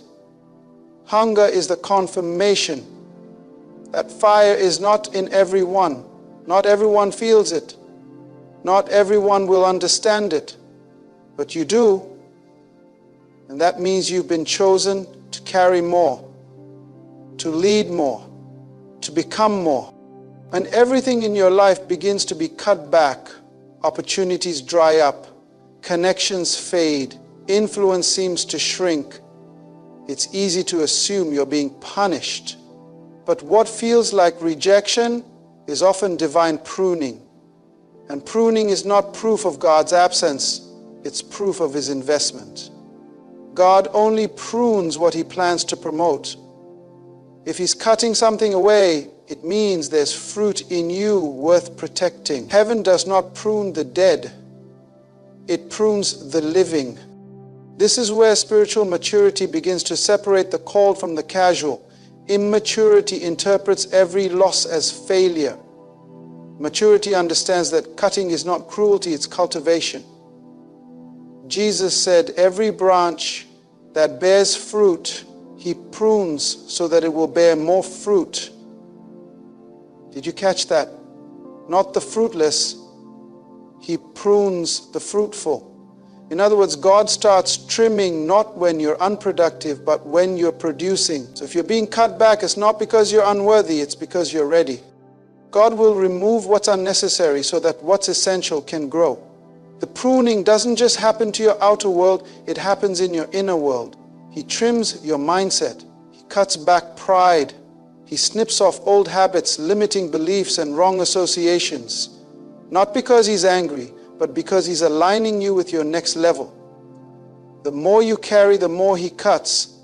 Because too much weight in the wrong area can break your structure. And God won't let your gifting take you somewhere your character can't sustain. Sometimes we mistake pruning for abandonment. You start asking, God, why are they leaving me? Why did that door close? Why did that opportunity vanish just when I thought I was about to step into more? But what you call loss, God calls lightening. He's reducing your load so you can run. Some branches that once helped you are now hindering you. And the only reason it hurts is because you grew attached to what was temporary. But if you hold on to every branch, you won't have room for new fruit. God doesn't cut what's meant to stay. He cuts what can't go with you into your next season. Look at Joseph. He was thrown into a pit by his own brothers, sold into slavery, falsely accused, imprisoned, and yet none of those cuts were punishment. They were pruning. God was trimming him for a throne. Each cut was a step toward capacity. If Joseph had stayed favored in his father's house, he would have never developed the leadership necessary for Pharaoh's palace. The pit felt like punishment, but it was preparation. The prison felt like rejection, but it was redirection. And when the time came, Joseph didn't just save himself, he saved a nation. That's the power of pruning. Even Jesus was pruned. He didn't avoid pain, he embraced it. In the Garden of Gethsemane, he said, "Not my will, but yours be done." That surrender was a cut. It was the trimming of his human desire to avoid the cross in order to fulfill a greater purpose. And after the pruning came resurrection. After the suffering came glory. If Jesus had to be cut before he could be crowned, why would we think our journey would be any different? If we were clouded with your weakness and doubt, why would we think our journey would be any different? The problem is that we often ask God to grow us, then resist the method he uses to do it. Growth always comes with a blade. You can't have greater anointing without greater surrender. You can't ask for more fruit and then complain when the pruning shears show up. God loves you too much to let you stay where you are. He will disrupt your comfort to protect your calling. That's why some things are falling apart, not because you failed, but because you've been faithful, and now God is preparing you for more. But before He gives more, He makes room. He's simplifying you so He can strengthen you. He's shrinking your circle so He can sharpen your voice. He's quieting the noise so you can hear His instruction clearly. The cut is not random, it's surgical, it's precise, it's intentional. It's the hand of a master gardener shaping a life that will bear lasting fruit. So when you feel like things are being taken away, don't panic. Ask instead, God, what are you making room for? Because for every branch that's cut, there is a season of increase that's coming. You may not see it yet, but heaven never wastes a cut. Every snip is strategic. Every loss has a lesson. Every trimming has a timeline. And when the next season comes, you'll realize that the pain was not a prison. It was preparation. What you call the end was actually the clearing. Pruning hurts because it's personal. God doesn't prune crowds. He prunes individuals. And when He prunes, He gets close. This isn't a distant judgment. It's an intimate shaping. He's not cutting you down. He's cutting you back so you can rise again. Because the most fruitful trees are the ones that go through the most cutting. The barren ones look full, but they produce nothing. But the trees that are touched by the hand of the gardener, those are the ones that carry weight, legacy, and harvest. When doors begin to shut in your life without warning, opportunities vanish, relationships end, contracts fall through, and plans unravel. It's tempting to question everything. You start to wonder, did I miss God? Did I mess up? Am I being punished? But what if those closed doors aren't rejection but redirection? What if they're not obstacles but orchestration? When God is preparing you for something big, He will often start by shutting the doors you were never meant to walk through. Closed doors hurt because they interrupt what we assumed was certain. We plan, we pray, we prepare, and then suddenly access is denied. But you must understand this. Just because you were qualified doesn't mean you were called. Just because it made sense doesn't mean it was part of your destiny. God is not obligated to bless your preferences. He blesses His purpose. And when your preferences start pulling you off course, He'll shut the door, not to punish you, but to protect the path. The problem is we often fall in love with the wrong doors. We mistake temporary platforms for permanent places. We grow comfortable in positions that God only intended to be passing seasons. And when those doors close, our first instinct is to mourn. But faith must be mature enough to release what God has removed. If the door closed, it's because there's nothing behind it that can sustain your future. God does not withhold what you need. He only removes what will hinder. Consider Paul. He was a man of vision, driven by purpose, eager to preach the gospel everywhere. And yet in Acts 16, the Spirit of God forbade him from preaching in Asia. Then again, the door to Bithynia was shut. It wasn't until both doors were locked that Paul received the vision of the man from Macedonia. The shutdowns led to the setup. The closed doors weren't blockades, they were guidance. Because when God closes one door, He often does it to reroute you to the one He already opened. Closed doors are God's version of GPS recalibration. You may have had a clear route in mind, but when He sees what you cannot, He intervenes. That job that didn't work out, that relationship that ended suddenly, that opportunity that slipped through your hands, it may feel like loss, but it's heaven's way of steering you into alignment. You're not being denied, you're being redirected. Sometimes God will even allow success to stop so that you don't settle. You were thriving in one season and then all at once it's like the oil dried up. That's not coincidence. That's divine transition. Elijah had this moment at the brook of Cherith. God fed him there, sustained him there, but then the brook dried up. Not because Elijah sinned, but because the season shifted. The same God who sent him there was now calling him forward. When the brook dries up, don't curse it. Consult God. Because the drying brook is a signal, not a punishment. You must be willing to walk away from doors that no longer open. Too many people stand at shut doors begging them to reopen, trying to force something God already finished. But when God closes a door, it's sealed for your safety. If you could see what was behind that door, if you could see the delay, the distraction, the derailment, you'd thank God for not letting you through.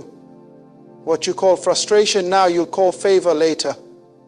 Hindsight will show you that the no was actually mercy in disguise. And here's what's powerful. Closed doors don't stop God's plan. They activate it.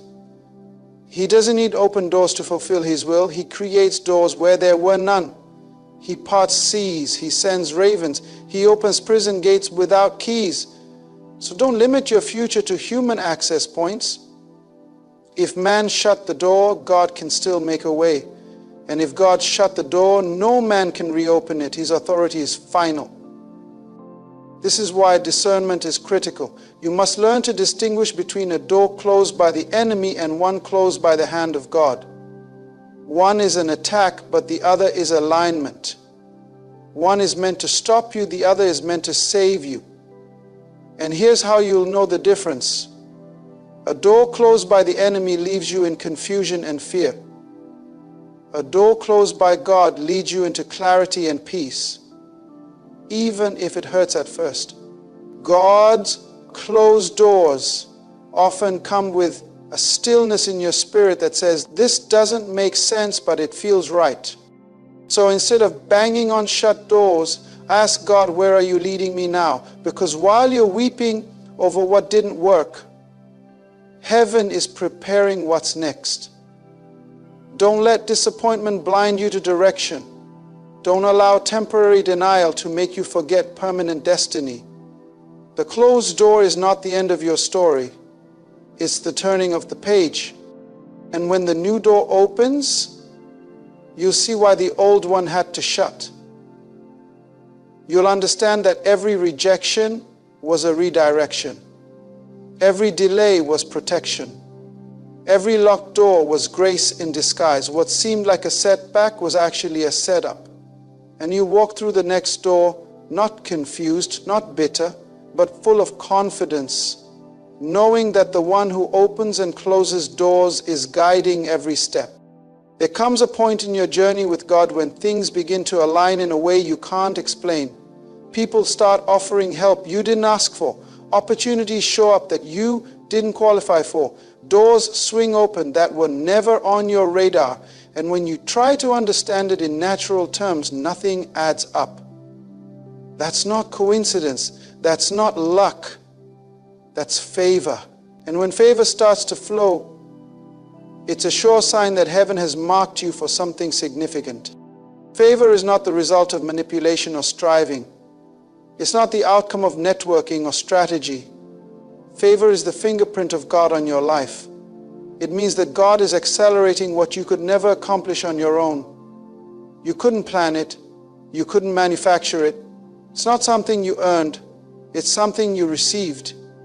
And when favor begins to show up, it's often preceded by seasons of delay, rejection, and resistance. That's how God works. He lets the pressure build, the odds stack up, the critics circle. So when favor hits your life, there's no confusion about who did it. You see, man can recognize gifting, but only God releases favor. People can support you, but only heaven can spotlight you. There are moments in life when you walk into rooms you weren't invited to, stand on platforms you didn't campaign for, and receive blessings you didn't even pray for. That's how favor moves. It bypasses protocol. It overrides systems. It breaks through hierarchies. Because when heaven opens, no man, no demon, no gatekeeper can stop what's coming. favor doesn't ask for permission. It announces divine appointment. Look at Esther. She was a nobody, a foreigner, an orphan, chosen by God for royal assignment. And when her moment came, she didn't win the king's heart because of charm. She was clothed in favor. The scripture says she obtained grace and favor in his sight more than all the virgins. What was that? Divine distinction. The hand of God creating supernatural preference. Favor selected her before her voice was even heard. And that same favor positioned her not just for a crown, but for a calling to deliver her people. Joseph experienced this as well. From pit to palace, his journey was marked by favor. Even in the prison, the warden gave him authority. Even in Egypt, a foreign land, Pharaoh gave him the keys to the kingdom. How? Because God's favor doesn't need familiarity to function. Favor speaks a language that transcends race, rank, and rules. When God says it's your time, He doesn't check the environment. He shifts the environment. But here's the catch. Favor will confuse people because it doesn't make sense. You'll be blessed while others think you should still be broken. You rise while others are still trying to recover from what hit you. And they'll say, how did you get here? But you'll know the truth. It wasn't your resume. It wasn't your connections. It wasn't your charisma. It was the hand of God. Favor will make people wonder, why them? But what they don't see is the price you paid in private before the promotion came in public. Because favor doesn't always show up at the start. Often it comes after the breaking, after the testing, after the isolation. And when it shows up, it doesn't restore you to where you were. It launches you to where you never dreamed. David was tending sheep in the field when favor found him. No crown, no ambition, just obedience. But when heaven declared, anoint him, no brother, no system, no tradition could block what was already decreed. That's what happens when favor breaks out over your life. The things that used to take years begin to happen in moments. The things you used to chase start chasing you. And people will try to figure out your formula. They'll say, show me your steps. But the truth is there is no formula for favor. It's not about your steps. It's about your surrender. Favor flows where there is alignment. And alignment comes from intimacy with God. The more submitted you are, the more favor you carry. Not because you're perfect, but because you're positioned. Favor isn't about being flawless, it's about being faithful. Faithful in obscurity, faithful in silence, faithful when no one's watching. Because when you honor God in private, He will honor you in public. And when favor falls, it will confirm what God whispered to you in secret. It will validate the tears you cried in silence. It will fulfill the word He gave you in the wilderness. So don't be surprised when favor starts to locate you. Don't question it. Don't apologize for it. Walk in it. Steward it. Protect it. Because it's not about your status. It's about your stewardship. Favor is heaven's endorsement for an earthly assignment. It's not just for you. It's for the impact God intends to make through you. So when unexplainable favor begins to show up, know that you're standing on the edge of something big, something eternal, something that eyes have not seen and ears have not heard. Listen to me carefully. God never starts something unless He has already finished it. The reason you're feeling the shaking, the pressure, the stretching, and the divine disruptions is because there is something on the inside of you that is already completed in the mind of God. Your life is not an experiment. It is a manifestation of a predetermined intention. You were born for a purpose. And everything that's been happening in your life, every delay, every closed door, every lonely night, every battle, every loss, every breakthrough is not random. It's preparation. You are not being punished. You are being positioned. You are not being rejected. You are being refined. God is not ignoring you. He is investing in you. And when the time is right, what is already done in heaven will begin to manifest on earth. Because purpose is not something you decide, it is something you discover. You don't choose your calling chooses you. So don't misinterpret the season. Don't allow temporary discomfort to distract you from eternal design. God is too wise to waste your pain and too intentional to leave you wandering. If He's stripping you, it's because He's strengthening you. If He's delaying you, it's because He's developing you.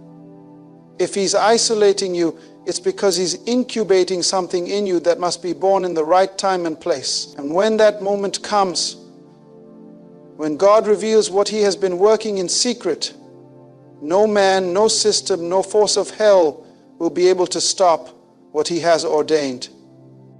So rise up, embrace the process, yield to the pruning, trust the closed doors, recognize the favor, because you are not just going through, you are going forward. You are not just enduring, you are evolving. God is preparing you for something big, not to impress people, but to fulfill purpose. You are a solution wrapped in skin, a vision clothed in flesh, a destiny waiting to be deployed. And your time is coming.